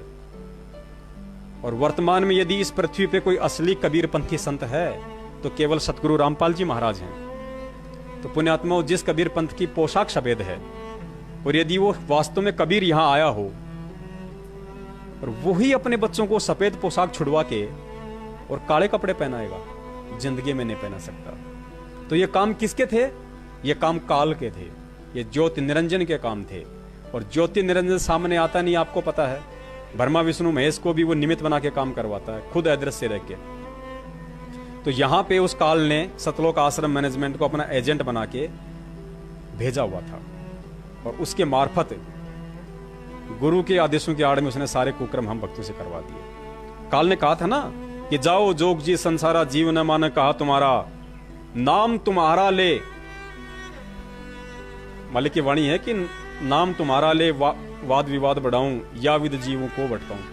यानी तेरा नाम ले लेके, तेरे आदेश बता बता के, तेरा विधान बता बता के, तेरे ही बच्चों से कुकर्म करवाऊंगा। तो पुण्यात्माओं, काल कोई छोटी शक्ति नहीं है। अगर उसने भी वचन दिया है तो कोशिश अवश्य करेगा। अब ये डिपेंड करता है कि हम उसके झांसे में आते हैं या नहीं आते, और हम आ गए। पुण्यात्माओं, बरवाला कांड में परमेश्वर के रहते सहते उनकी 6 आत्माओं की मौत हुई है। क्या ऐसा कभी संभव है? अरे जिस जगह पे साक्षात परमात्मा बैठा हो, जिस जगह पे हजारों भगत बैठ के सतनाम का सत सुमरण कर रहे हो, जिस जगह पे हजारों भक्तियों के ज्योति और पाठ की ज्योतियां जल रही हो, जिस आश्रम की एक एक ईंट के ऊपर बंदी छोड़ सतगुरु रामपाल जी महाराज जी के नारे अंकित हों, जहां साक्षात परमेश्वर अपने बच्चों को आशीर्वाद देने के लिए विराजमान हो, क्या काल भगवान उस आश्रम की एक ईंट भी उखाड़ सकता है? 6 आत्माएं मारने की तो बहुत दूर की बात है। काल भगवान उस आश्रम की एक ईंट भी नहीं उखाड़ सकता। लेकिन उसी परमेश्वर के रहते सहते, उन्हीं भक्तों के आश्रम में रहते सहते, उन्हीं ज्योतियों के जलते, और परमेश्वर के 6 बच्चों की उसकी आंखों के सामने आश्रम के मेन गेट पे मौत हो जाती है। तो ये ना समझना कि परमेश्वर कच्चा है या ज्ञान कच्चा है या परमात्मा कच्चा है। पुण्यात्माओं, कच्चे हम थे, क्योंकि परमेश्वर का विधान है केवल वो ज्ञान देगा। काल भगवान के साथ परमात्मा ने एग्रीमेंट लिया था, एग्रीमेंट हुआ था। काल ने कहा था कि परमेश्वर आप नीचे जाओ, लेकिन आपसे मेरी विनती है, आप जबरदस्ती किसी के साथ ना करना, आप केवल अपना सत्य ज्ञान प्रचार करना, और जो आपका ज्ञान समझे परमेश्वर वो आपका, और जो आपका ज्ञान ना समझे वो परमेश्वर मेरा, उसको आप हाथ नहीं लगाओगे, उसके साथ मैं जो मर्जी करूंगा।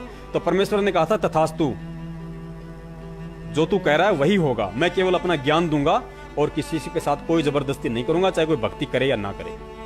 तो पुण्यात्माओं, परमेश्वर ने हमें क्या ज्ञान दिया था?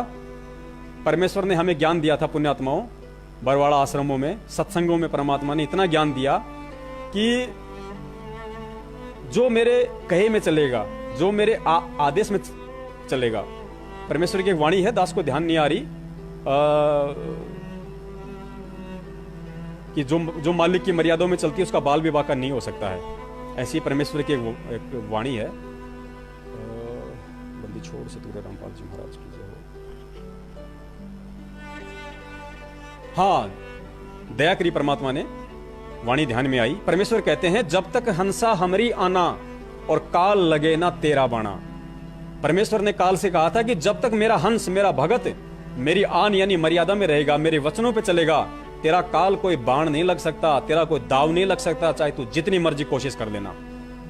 तो पुण्यात्माओं, यदि हम परमेश्वर के वचनों में चलते, यदि हम मालिक के विधान पे चलते, यदि हम परमेश्वर की मर्यादाओं को ना तोड़ते, वहां कमांडो बन के हाथों में काले पत्थर डंडे और पेट्रोल बम लेके, जलती हुई मसाले लेके, मैनेजमेंट के इशारों पे कमांडो बन के अगर हम परमात्मा के विधान को नहीं तोड़ते, तो इस काल तो क्या, यदि 1000 काल भी वहां पे आ जाते तो सतलोक आश्रम में उसके बच्चे का एक नाखून तक नहीं उतार सकता था। ये इस दास का विश्वास है, क्योंकि ये परमेश्वर का वचन है। तो कहीं ना कहीं हमने परमेश्वर की मर्यादाओं को तोड़ा है, उसके विधान को तोड़ा है कि जब तक हंसा हमरी आना, काल लगे ना तेरा बाणा। तो हमने परमेश्वर की आन को तोड़ा है, और आन तोड़ने का मतलब कमांडो बनना, आम परमेश्वर की मर्यादाओं को तोड़ना। हाथों में सुमरनी और मंत्र कार्ड छोड़ के पत्थर पकड़ना, लठ पकड़ना, जलती हुई मसाले पकड़ना, मसाले पकड़ना और बंदूकें पकड़ना, यह परमेश्वर की मर्यादाओं को तोड़ना है।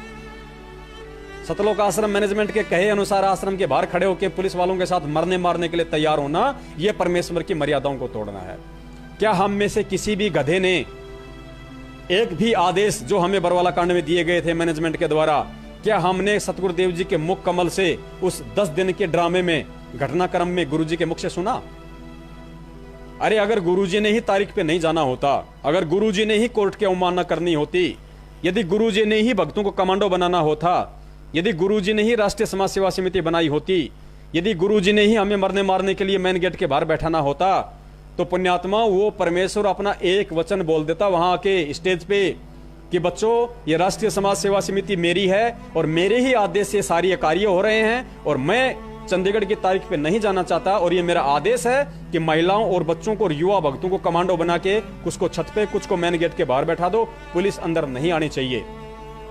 तो पुण्यात्माओं, कोई भी व्यक्ति आश्रम में नहीं रहता, सबके सब आश्रम के बाहर मिलते हैं आपको सतगुरु की सेवा में।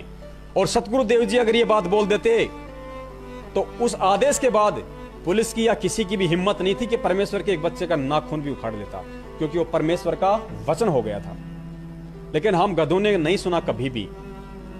गुरुजी भक्तों को आशीर्वाद भी देने आए थे 10 तारीख को, लेकिन उस समय भी गुरुजी ने किसी को यह नहीं कहा कि बच्चों ये तुम कर रहे हो सही कर रहे हो। गुरुजी ने नहीं कहा। क्यों नहीं कहा?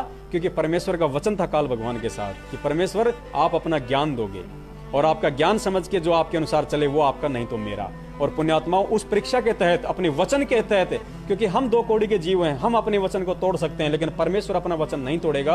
अगर उसने अपना वचन तोड़ दिया तो पूरी सृष्टि तहस नहस हो जाएगी।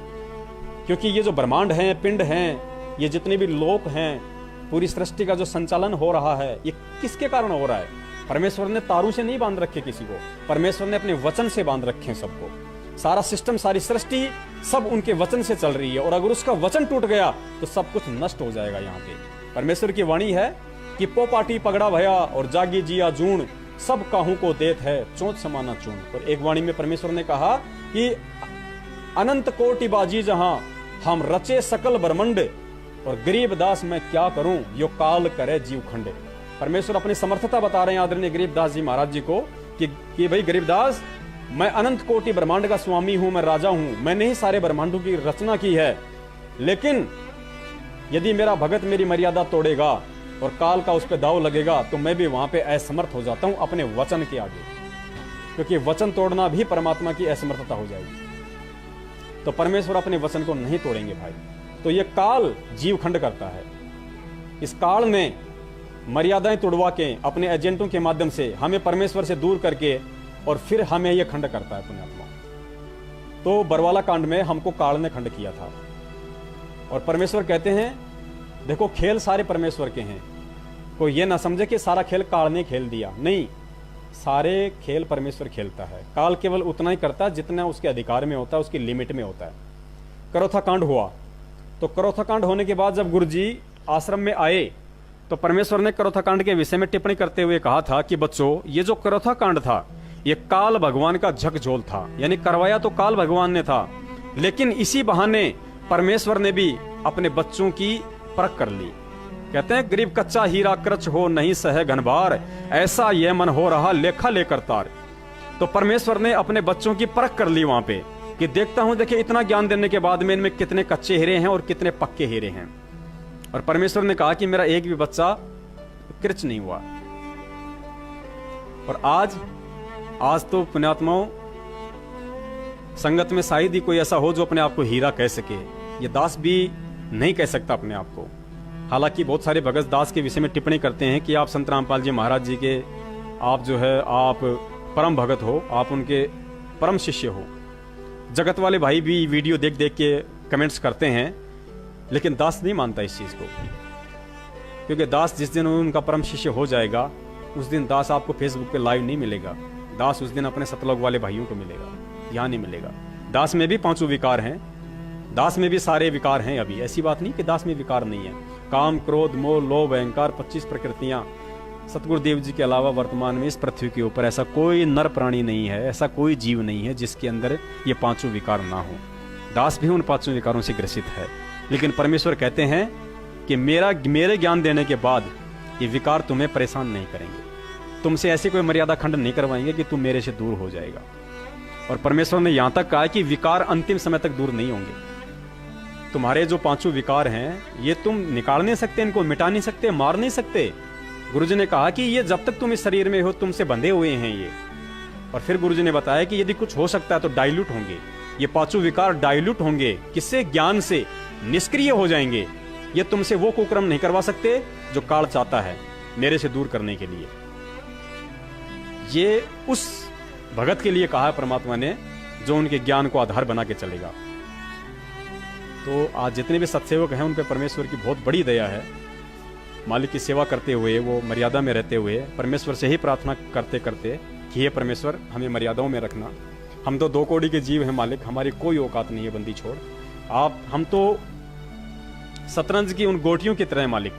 हम 84 लाख के जीव, चाहे हमें मानव तन प्राप्त है, चाहे हमें ज्ञान मिल गया, हमें आप मिल गए, लेकिन फिर भी परमात्मा हम उन शतरंज की गोटियों की तरह हैं जो 2 ही शक्तियों के हाथ में होती हैं। खिलाड़ी 2 होते हैं, नीचे पासा होता है, शतरंज की गोटियां होती हैं। तो पुण्यात्माओं, ये जो पासा है शतरंज का, वो तो समझ लीजिए आप 21 ब्रह्मांड को, और गोटियां समझ लीजिए आप और हमको, और 2 खिलाड़ी केवल काल भगवान और पूर्ण परमेश्वर। यदि हम मर्यादा में रहे तो पूर्ण परमेश्वर के हाथ में रहेंगे और पोबारा 25 होगा, और यदि हम मर्यादाओं से टूटे तो हम काल के हाथ में होंगे, गधे और कुत्ते बने। और आज जितने भी कुक्रम करवाए जा रहे हैं, ये सारे के सारे कुक्रम काल के द्वारा करवाए जा रहे हैं। यानी जितने भी भगत जो सतलोक आश्रम मैनेजमेंट के पीछे चलते हुए आज कांग्रेस का समर्थन और बीजेपी का असमर्थन कर रहे हैं, उसको हराने की दिन रात कोशिश कर रहे हैं। अरे एक बात बताइए, राहुल गांधी आपका कौन सा जमाई लगता भाई, और मोदी कौन सा आपका दुश्मन है बेचारा? मेरी ना तो राहुल से कोई दुश्मनी है, ना मोदी से मेरी कोई दोस्ती है, ना मैंने कांग्रेस का बहिष्कार किया, ना मैंने आज तक कभी बीजेपी का समर्थन किया, क्योंकि मैं भगत हूं। मेरी विचारधारा दोनों पार्टियों से भिन्न है। अरे आजकल तो सरकार ने भी ऑप्शन दे दिया नोटा के बटन का, कि यदि आप दोनों में से किसी भी पार्टी को पसंद नहीं करते हैं तो आप नोटा का बटन दबा दीजिए। इससे ये होता है कि मेरा किसी भी राजनीतिक पार्टी या राजनीतिक उम्मीदवार से कोई लेन देन नहीं है, ना मैं किसी का समर्थन करता हूं। तो आप उन पाप कर्मों से बच जाओगे जो जीतने के बाद उनमें से एक पार्टी पाप कर्म करेगी। और हम भगत होके और हम उनका पक्ष कर रहे हैं, एक का विपक्ष कर रहे हैं। हम तो परमात्मा की मर्यादाओं से दूर हो रहे हैं।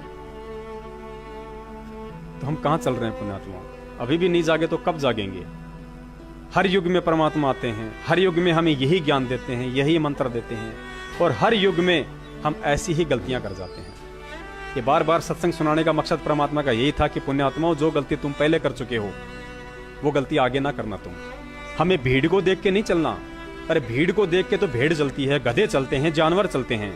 भीड़ को देख के इंसान नहीं चलता। इंसान अपनी बुद्धि और विवेक का इस्तेमाल करके चलता है। 650 साल पहले हम भीड़ को देख के चले। लोगों ने कहा कि देख तेरा गुरु पाखंडी, नालायक, शराब की बोतल लेके वैश्या को हाथी पे बिठा के कुकर्म कर रहा है, ऐसा है तेरा गुरु? डूब मरो तुम और तुम्हारे गुरु। नालायक को बदनाम कर दिया पूरी काशी को। हम लोग लज्जित होके, बिना ज्ञान के, हम लोग दबाव में आके, हम लोग शर्मिंदे होके, अपने परमात्मा में कमियां निकाल के, और हम उनको भड़वा भड़वा कहने लग गए। हमने भी कहा उनको भड़वा। ये दास भी उनमें से एक है, उन 64 लाख में से। क्या कहा कि भड़वा भड़वा सब कोई कहे। सब कोई का मतलब परमेश्वर कह रहे हैं कि भड़वा भड़वा सब कोई कहे।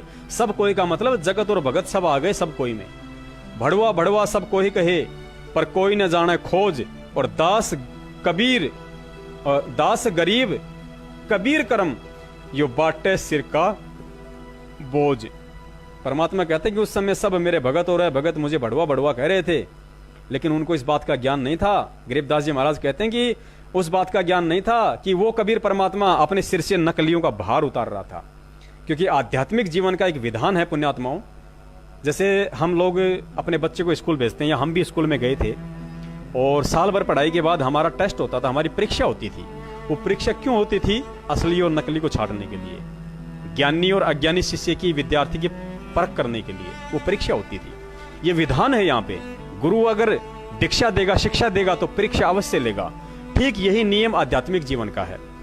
यदि गुरु शिष्य बनाता है तो उस शिष्य की परख करना उसके लिए परम अनिवार्य है। क्यों अनिवार्य है? क्योंकि परमात्मा का विधान लागू हो जाता है उस गुरु के ऊपर। क्या विधान है? कि जब तक शिष्य पार नहीं होगा तब तक गुरु पार नहीं हो सकता। इसलिए तो गुरुजी कहते हैं कि अन्य जितने भी नकली संत हैं ये अपने ऊपर भार रख रहे हैं। ये 84 लाख योनियों में जाएंगे और इनके फॉलोअर्स भी जाएंगे बिना ज्ञान के, क्योंकि इनके पास मोक्ष मंत्र नहीं है, मोक्ष मार्ग नहीं है। शिष्य भी 84 में जाएंगे। जब शिष्य पार नहीं होगा तो गुरु भी पार नहीं हो सकता। ये विधान है परमेश्वर का, इस भक्ति मार्ग का। तो अपने गुरुदेव के ऊपर भी यही विधान लागू है परमेश्वर का। तो संत रामपाल जी महाराज जी कैसे पीछे हट सकते हैं भाई? जब खुद परमेश्वर आए कबीर साहब काशी में, वो तो खुद परमेश्वर थे, उनके ऊपर कौन सा विधान लागू था? उन्होंने तो खुद विधान बनाया था। लेकिन उन्होंने हमें शिक्षा देने के लिए, आगे जो गुरु प्रणाली आएगी उसको एक नई शिक्षा देने के लिए क्योंकि गुरु के लिए भी बहुत सारे संकेत दिए परमात्मा ने। हम जब नित्य नियम पढ़ते हैं तो परमात्मा ने सतगुरु के लिए भी बहुत सारे निर्देश दिए कि यदि आप उन निर्देशों में रह के अपने अनुयायियों को शिक्षा दोगे तो ही ठीक, अन्यथा आपके साथ भी वही बीतेगी जो अन्य की बीतती है। क्योंकि परमेश्वर के घर में किसी के साथ कोई प्यार प्रेम पक्ष विपक्ष नहीं है, परमेश्वर निष्पक्ष होकर चलता है। तो परमेश्वर कबीर साहिब जी ने वहां पे काशी के अंदर, और हम उनको भड़वा भड़वा कहा, हम लोगों ने उनको, परमेश्वर ने हमें अपनी झोली से बाहर निकाल फेंका। तो आध्यात्मिक नियम के तहत कबीर परमात्मा ने भी हमारी ली परीक्षा, वहां पे हम फेल हो गए। फिर उसी आध्यात्मिक नियम के अनुसार संत रामपाल जी महाराज जी को भी अपनी परीक्षा देनी पड़ी थी, क्योंकि संत रामपाल जी महाराज जी भी स्वामी रामदेवानंद जी महाराज जी के शिष्य थे। क्योंकि गुरु परंपरा अति आवश्यक है, और गुरु परंपरा के बिना यह भक्ति मार्ग आगे नहीं चल सकता। और जब खुद कबीर साहिब जी ने रामानंद जी को अपनी परीक्षा दी, तो कबीर साहिब जी से जो गुरु प्रणाली आगे चलेगी, वो अपनी परीक्षा कैसे नहीं देंगे, कैसे वो गुरु अपनी परीक्षा नहीं लेंगे। तो सतगुरुदेव जी के विषय में बताया जाता है कि सतगुरुदेव जी को हरियाणा के चिमने डेराने गांव के एक रामस्वरूप भगत जी हैं, उन्होंने गुरु जी को बताया कि भाई आपके मतलब के कबीर पंथी संत है रामदेवानंद जी महाराज, आप कहो तो आपको मैं ले चलता हूं उनके पास। तो गुरु जी तो भक्ति भाव में थे ही, परमेश्वर की दया थी, तो लीला थी मालिक की। रामस्वरूप जी को तो खाली निमित्त बनाना था। तो गुरु जी रामस्वरूप जी के साथ दादा गुरु जी के आश्रम में चले गए। दादा गुरु जी ने जाते ही उन्हें नाम दीक्षा दे दी, क्योंकि उन्हें तो उस हीरे की जरूरत थी, उनका राह देख रहे थे, वो समय आ गया था। दादा गुरु जी भी अंतर्यामी थे, उन्हें भी सब पता था, भाई सतगुरु थे, वो भी बंदी छोड़ थे।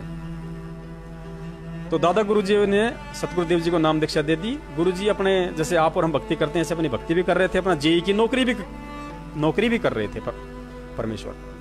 अब जब दादा गुरु जी काफी वृद्ध हो चले और ये गुरु प्रणाली किसी अन्य आत्मा के हाथों में सौंपने का समय आ गया था, तो उन्होंने उससे पहले अपने भक्तों की परीक्षा लेनी थी। तो दादा गुरु जी ने क्या लीला रची, अपने दस्त लगा लिए, बीमार हो गए, लूज मोशन हो गए, और 1 नहीं 2 नहीं 3 महीने तक वो कंटिन्यू चले। अब दस्त नॉर्मली 2 दिन लगे, 3 दिन लगे, ज्यादा से ज्यादा 5 दिन लग जाएं, लेकिन 3 महीने किसी को दस्त हो जाए तो आदमी सोचने पे भी मजबूर हो जाता है। तो संगत में कुशर पुसर शुरू हो गई। कहते हैं संगत माई कुसंगत उपजे जैसे बड़ में बांस, और आप पे घिस घिस आग लगा ले कर औरों का भी नाश। तो पुण्यात्माओं, गुरुजी ने सत्संग में बताया कि सत्संग में कुशर पुसर शुरू हो गई। कोई कहने लगा कि भाई देखो दस्त कोई 3-3 महीने थोड़े लगते हैं, 3 दिन लग जाएं, 4 दिन लग जाएं, ये कोई बात थोड़ी है।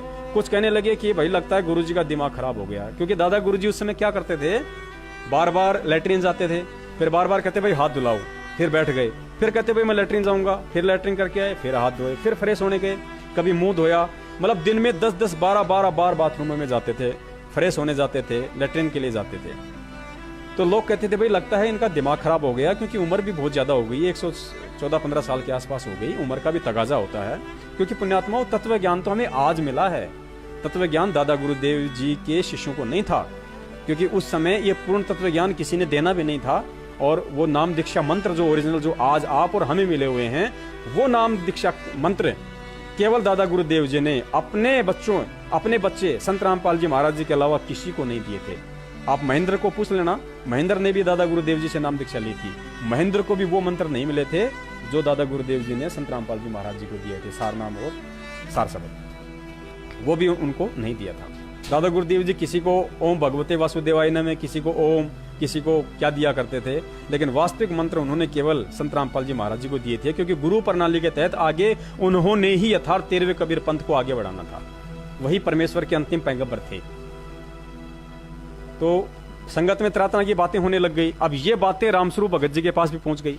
तो रामस्वरूप भगत जी भी ज्ञान के कुछ कच्चे थे, वो अपने गुरुदेव के पास आए और कहने लगे भाई जेई, क्योंकि गुरुजी उस समय जूनियर इंजीनियर के पोस्ट पे थे, नौकरी पे थे उस समय, अपनी भक्ति भी करते थे, नौकरी भी करते थे, गुरुजी ने ही बताया।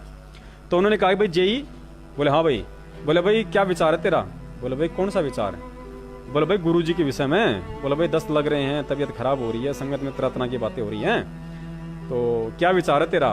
मतलब रामस्वरूप जी का कहने का मतलब था कि अभी भी इसी पंथ में रहना है या कोई गुरु ढूंढना है। तो गुरुजी ने उसकी बात का कोई जवाब नहीं दिया। गुरुजी बोले कोई नहीं भाई, जो चल रहा हो चलने दे, सब परमात्मा की लीला, सब परमात्मा का खेल है। 10-15 दिन बाद फिर रामस्वरूप जी गुरुजी के पास आए और वही शब्द उनसे दोहराया कि भाई जय साहब क्या विचार किया, मैंने आपको जो बातें कही थी।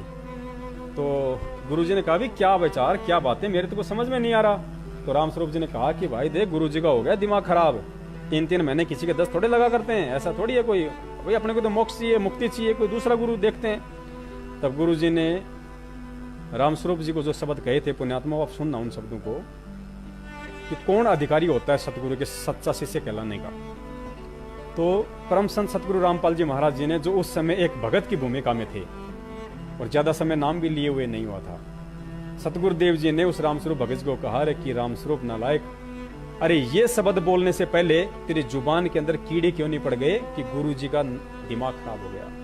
अरे गुरु यानी भगवान, और जिस दिन भगवान का दिमाग खराब हो जाएगा नालायक, ये पूरी सृष्टि तहस नहस हो जाएगी, ये खंड पिंड ब्रह्मांड सब नष्ट हो जाएंगे। और देख आंख खोल के उन्होंने परमेश्वर की वाणी बताई कि पो पाटी पगड़ा भया और जागी जी आजून, सब काहू को देत है वो चोंच समाना चूर। कि रे मूर्ख, वो पूर्ण परमात्मा, वो पूर्ण परमेश्वर, वो गुरुदेव पूरी सृष्टि को आज लालन पालन कर रहा है उसका। वो परमेश्वर चींटी को कण और हाथी को मन दे रहा है। देख सारे पेड़ पौधे, नदियां, नाले हैं, सब अपने अपनी जगह पे स्थिर हैं, सब अपना अपना काम सुनियोजित तरीके से कर रहे हैं, प्रकृति सही चल रही है। इसका मतलब गुरु जी का दिमाग खराब नहीं हुआ, दिमाग तेरा खराब हो गया। और नालायक, अपनी इस गलती के लिए, अपने इन शब्दों के लिए पैरों पड़ के सतगुरुदेव जी से समायाचना कर, वरना नरक का भागी बनेगा, तूने वो पाप कमा लिया है। पुण्यात्मा उसी समय रामस्वरूप जी की आंखों में आंसू आ गए और गुरु जी से बोले, भाई मुझे माफ कर। तो गुरु जी ने कहा कि भाई माफी मुझसे नहीं, माफी सतगुरुदेव जी से मांग, चल दोनों भाई चलते हैं। दोनों सतगुरुदेव जी के पास गए, दादा गुरु जी के पास अपनी समायाचना करी। और फिर उस समय दादा गुरु जी ने पूरी संगत को इकट्ठा करके और सबके सामने ऐलान कर दिया, सबको अपना आदेश दे दिया था कि आज के बाद यदि इस पंथ में कोई गुरु होगा तो केवल अपने गुरु जी की ओर इशारा किया कि ये गुरु जी का नाम लेके कहा कि ये रामपाल होगा, और जो आज से इसको अपना गुरु नहीं मानेगा वो मेरा भी कुछ नहीं लगता है। और गुरु जी को भी आशीर्वाद दे दिया कि तेरे से बढ़कर संत इस विश्व में आने वाले समय में कोई नहीं होगा। तू पूरे विश्व का कल्याण करेगा, पूरे विश्व को तू बदलेगा, पूरे विश्व का विधान बदलेगा। उस समय गुरु जी को भी विश्वास नहीं हुआ था, लेकिन संत का वचन, क्योंकि कहते हैं साध वचन पलटे नहीं, चाहे पलट जाए ब्रह्मांड। संत का वचन नहीं पलट सकता कभी भी, चाहे कुछ भी हो जाए, चाहे दुनिया पलट जाए, सूरज उगना छोड़ दे, तारे उगना छोड़ दें, नदियां उल्टी बहने लग जाएं, कुछ भी हो जाए, लेकिन संत का वचन कभी पलटा नहीं करता। ये परमात्मा का विधान कहता है। और आज वही दादा गुरुदेव जी का वचन फल रहा है कि आज गुरु जी का ज्ञान पूरे विश्व में है। मानना न मानना ये जीव के भक्ति संस्कार और उसके पूर्व जन्म के प्रारब्ध कर्मों के ऊपर निर्भर करता है, क्योंकि सच्चाई और ज्ञान सभी को जल्दी से समझ में नहीं आता है। लेकिन आज सतगुरुदेव जी का ज्ञान शिखर में है। क्यों है? क्योंकि परमेश्वर ने विश्व के सभी धर्मगुरुओं, शंकराचार्यों, संत महंत मंडलेश्वरों के ज्ञान को पूरी दुनिया के सामने कबीर परमेश्वर के ज्ञान से मैच करके दिखा दिया है और साबित कर दिया है। समझदार जो आत्मा है, जो ज्ञानी, जो विवेकी, जो संत है, जो भगत हैं, उनको समझ में आ चुका है कि कबीर साहिब जी के ज्ञान के अलावा और संत रामपाल जी महाराज जी के अलावा वर्तमान में अन्य कोई महापुरुष पृथ्वी पे नहीं है। ये होता है विश्व में परमात्मा का ज्ञान जाना, शिखर में परमात्मा का ज्ञान जाना।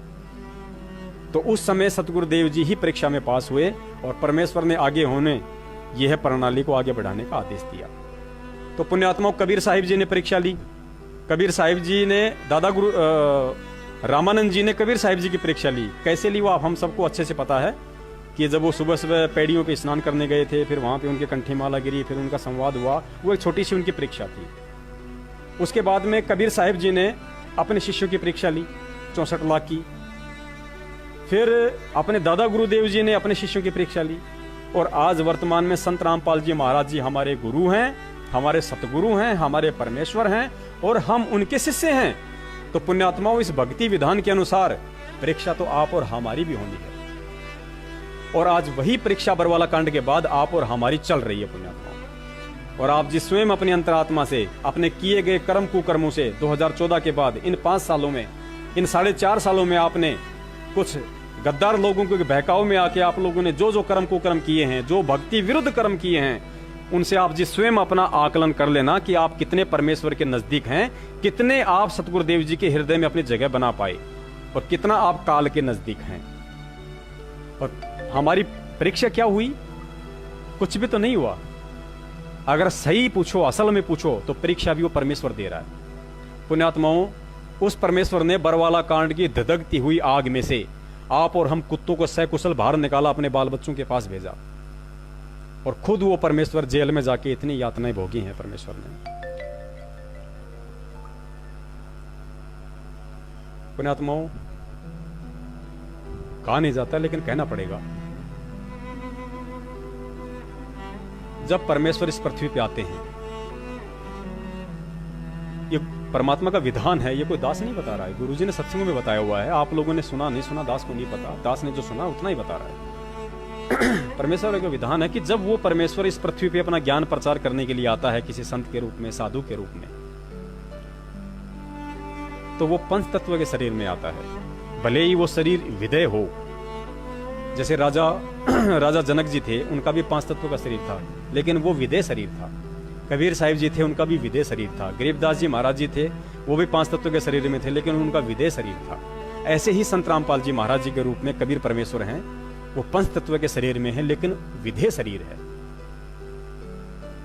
और पांच तत्व का शरीर इस 21 ब्रह्मांड का नियम है पुण्यात्माओं, कि उसको सर्दी, गर्मी, बरसात, ठंडा, हानि, लाभ, अच्छा बुरा सब कुछ महसूस होगा उसको। अगर ऐसा नहीं होता तो संत रामपाल जी महाराज जी गर्मियों के समय एसी चालू करके सत्संग नहीं करते, और सर्दियों में कोट नहीं पहनते, आंखों पे चश्मा नहीं लगाते। अगर उन्हें कुछ महसूस ही नहीं होता तो कपड़े पहनने की आवश्यकता नहीं थी फिर। उन्हें जुकाम नहीं लगती, उन्हें खांसी नहीं लगती, उन्हें शरीर में हल्की फुल्की कोई परेशानियां नहीं होती, लेकिन सब कुछ हुआ। वो गर्मियों में सत्संग करते थे, एसी चलाते थे, हमें बैठाते थे, हमारे लिए भी ठंडक की पंखे या कूलर वगैरह लगा की व्यवस्था किया करते थे। वे सर्दियों में कोट पहनते थे, मोटे कपड़े पहनते थे। क्यों? क्योंकि वो पंचतत्व के शरीर विदेह शरीर में थे और उनको हर चीज महसूस होगी। ये परमात्मा का विधान है।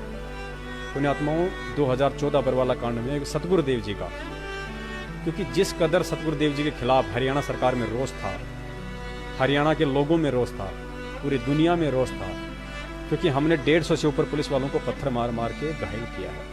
अब वो बदला किससे लेंगे? गुरुजी से। क्यों? क्योंकि एक अंग्रेजी में कहावत है, every action has an opposite reaction, यानी हर क्रिया की प्रतिक्रिया होती है। हम जो भी क्रिया करते हैं उसकी प्रतिक्रिया अवश्य होती है, ये विधान है यहाँ का।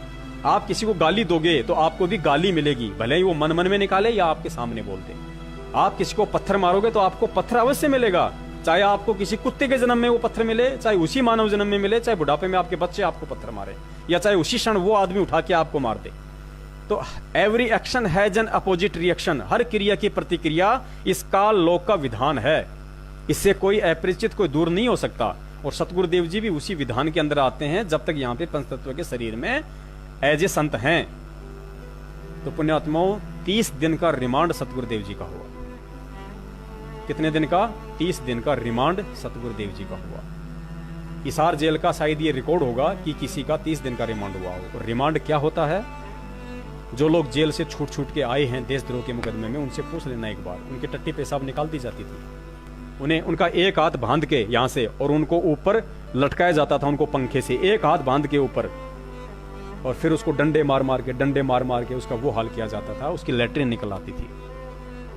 दोनों पैरों को ऊपर बांध के पूछना इन भक्तों को, ये आज ना बताएं तो बात अलग है, लेकिन बताने वालों ने हमें सारी सच्चाई बताई है। भक्तों के दोनों, भगत कौन? 1000 भगत हैं। अन्याय उनके साथ भी हुआ है, भयंकर हुआ है।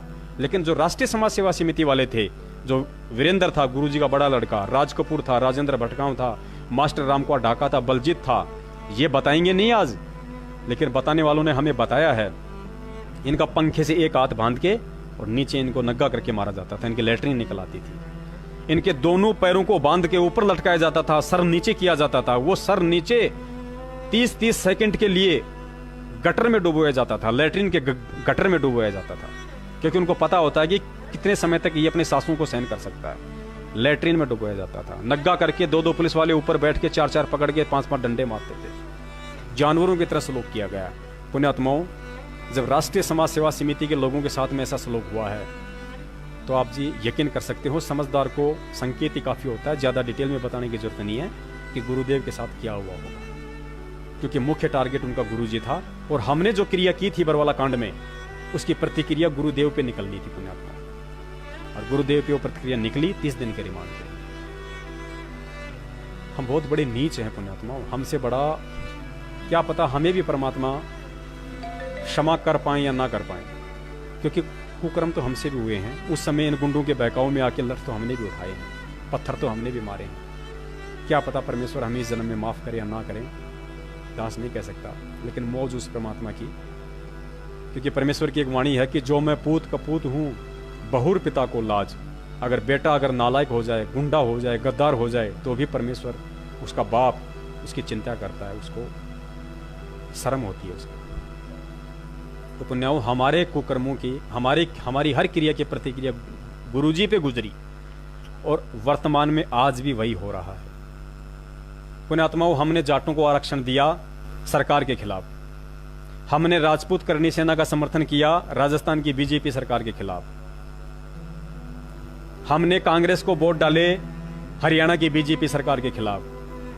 पुण्यात्माओं, हम उस बीजेपी सरकार को भड़का रहे हैं, और गुरुजी किसकी कस्टडी में है? बीजेपी सरकार की कस्टडी में। हम जाटों का समर्थन करके, हम राजपूत करणी सेना का समर्थन करके, हम कांग्रेस का समर्थन करके, हम हरियाणा की बीजेपी सरकार को मौका दे रहे हैं कि संत रामपाल जी महाराज जी को घोर यातना दो। क्यों? क्योंकि हम उनके आदेश लेके हम लोग ये सारे कुकर्म कर रहे हैं, और सरकार को भी इस बात का अच्छे से पता होता है कि 2 नंबर के तरीके से सारे आदेश बाहर जा सकते हैं। 2 नंबर से पैसे ले दे के कोई भी कुछ भी काम हो सकता है। हालांकि गुरुदेव का आदेश नहीं आया जेल से इस तरह का किसी का भी, ना गुरुदेव ने दिया, क्योंकि परमेश्वर है, वो अपना विधान नहीं तोड़ता है। लेकिन इन गुंडों ने, इस मैनेजमेंट वालों ने, इन कोऑर्डिनेटरों ने सतगुरुदेव जी के आदेशों की आड़ में और परमेश्वर के साथ ही अन्याय करवाया है। उनके आदेशों की आड़ में कांग्रेस को वोट डलवाएं। तो पुण्यात्माओं, जब किसी सरकार के लाखों की संख्या में वोट यदि कांग्रेस की तरफ जा रहे हैं, तो बीजेपी क्या गुरुजी को लड्डू खिलाएगी जेल में? इसीलिए तो गुरुजी की सारी सुविधाएं वर्तमान में छीन ली गई हैं। आज से 1.5 महीने पहले खुद सतगुरुदेव जी ने हाई कोर्ट में अपने सरकारी वकील के माध्यम से याचिका लगाई है, रिट लगाई है कि जेल में मेरे साथ बदसलूक किया जा रहा है। दास ने वीडियो भी बना के भेजा था कि 38 वकीलों के बाद भी हिसार जेल में नारकीय जीवन जी रहे हैं संत रामपाल जी महाराज। वो वीडियो आपने देखा होगा। और 21 फरवरी सन 2019 के अखबार की कटिंग पढ़ लेना। उसमें खुद गुरुजी ने अपने सरकारी वकील के माध्यम से हाई कोर्ट में याचिका लगाई है कि जेल में मेरे साथ बदमाशों को रखा जाता है, गुंडों को रखा जाता है, वो लोग मेरे साथ बदसलूकियां करते हैं, यहाँ पे बीड़ी सिगरेट पीते हैं, धुआं मेरे मुंह पे मारते हैं। मुझे 10x12 की कोठड़ी में रखा जाता है, जहां पे लैट्रिन भी बदबू मारता है। उसी कोठड़ी के अंदर लैट्रिन बना हुआ है, उसके दरवाजे भी नहीं है। मुझे पानी की भी सही से व्यवस्था नहीं है, मुझे वही नल का पानी काम में लेना पड़ता है। पुण्यात्मक, डूब के मरने की बात है हम जैसे गधों के लिए। गुरुदेव ने कहा कि मेरे कमर में दर्द है, मुझे सर्वाइकल है, जो बोन पेन, कमर में दर्द है। गुरुदेव को दांतों में समस्या है। पुण्यात्माओं, सतगुरुदेव जी के दांत पहले ही निकाले जा चुके थे, क्योंकि सतगुरुदेव जी के जो दांत हैं वर्तमान में, दास 2-4 की नहीं कह सकता, लेकिन ज्यादातर दांत आर्टिफिशियल है, नकली हैं। गुरुदेव के दांत नहीं है। ये समस्या गुरुजी को आश्रम में भी हुआ करती थी। आप देखना गुरुदेव के पहले के सत्संग और वर्तमान के सत्संग देखना 2014-13 के। 2013-14 में गुरुजी के जो नकली दांत चढ़े हुए हैं वो कितने सुंदर, कितने एक समान हैं। और 2012 से पहले के सत्संग सुनना आप गुरुजी के, जैसे थोड़े लंबे टाइप वाले, थोड़े इस तरह के, थोड़े आगे पीछे हो रखे हैं दांत। तो गुरुदेव ने 2012 के बाद दांत निकलवा के आर्टिफिशियल चढ़वा लिए थे। और पुण्यात्मा, आर्टिफिशियल, अब आपको क्या बताएं, आपकी समझ में नहीं आएंगी ये सब बातें। आज भी हम आपको गुरुद्रोही लगेंगे और मैनेजमेंट आपको गुरुमुखी लगेगा। आज गुरुदेव के साथ वो सलूक किया जा रहा है जो एक बिगड़े से बिगड़े हुए कैदी के साथ नहीं किया जाता। उसको भी कुछ सुविधाएं दी जाती हैं, क्योंकि हम जो कांग्रेस को वोट डाल रहे हैं उसका दोषी हरियाणा सरकार सीधा सीधा सतगुरुदेव जी को मान रही है। हम जजों के खिलाफ जो अनर्गल पुस्तकें लिख के बांट रहे हैं, अभी इन गद्दार मैनेजमेंट वालों ने एक सरासर अन्याय नाम करके पुस्तक छापी है। और क्या लिख दिया? हिसार जेल से गुरुजी ने लिख के भेजी है। और उसमें जजों के खिलाफ इतनी अभद्र भाषा, इतनी गंदगी पेश कर रखी है। उसमें जजों के ऊपर सीधा सीधा आरोप लगा रखा है जिसका कोई सबूत नहीं है। उसमें लिखा है, पेज नंबर 5 या 7 को आप पढ़ना, कि विश्वसनीय सूत्रों के अनुसार हमें पता चला है कि जज देशराज चालिया ने संत रामपाल जी महाराज जी के केस को डिसमिस करने के लिए 8 करोड़ रुपए की मांग की थी। और जब उनको 8 करोड़ रुपए नहीं मिले तो उन्होंने संत रामपाल जी को जेल कर दी।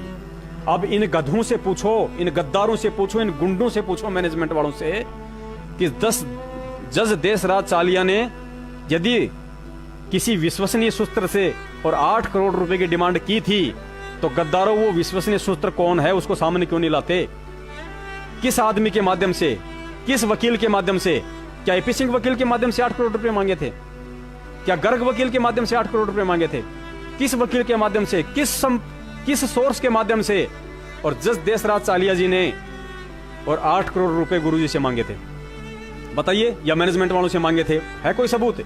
कल को वही कोर्ट यदि आपके ऊपर और एक नया केस डाल देगी, गुरुजी पर नया केस डाल देगी कि मेरे ऊपर रिश्वत का आरोप लगा रहा है, और एक और गुरुजी पे नया मुकदमा बनेगा, और हम गधे बिना सोचे समझे, बिना पढ़े उन पुस्तकों को समाज में उस गंदगी को पेश कर रहे हैं हम।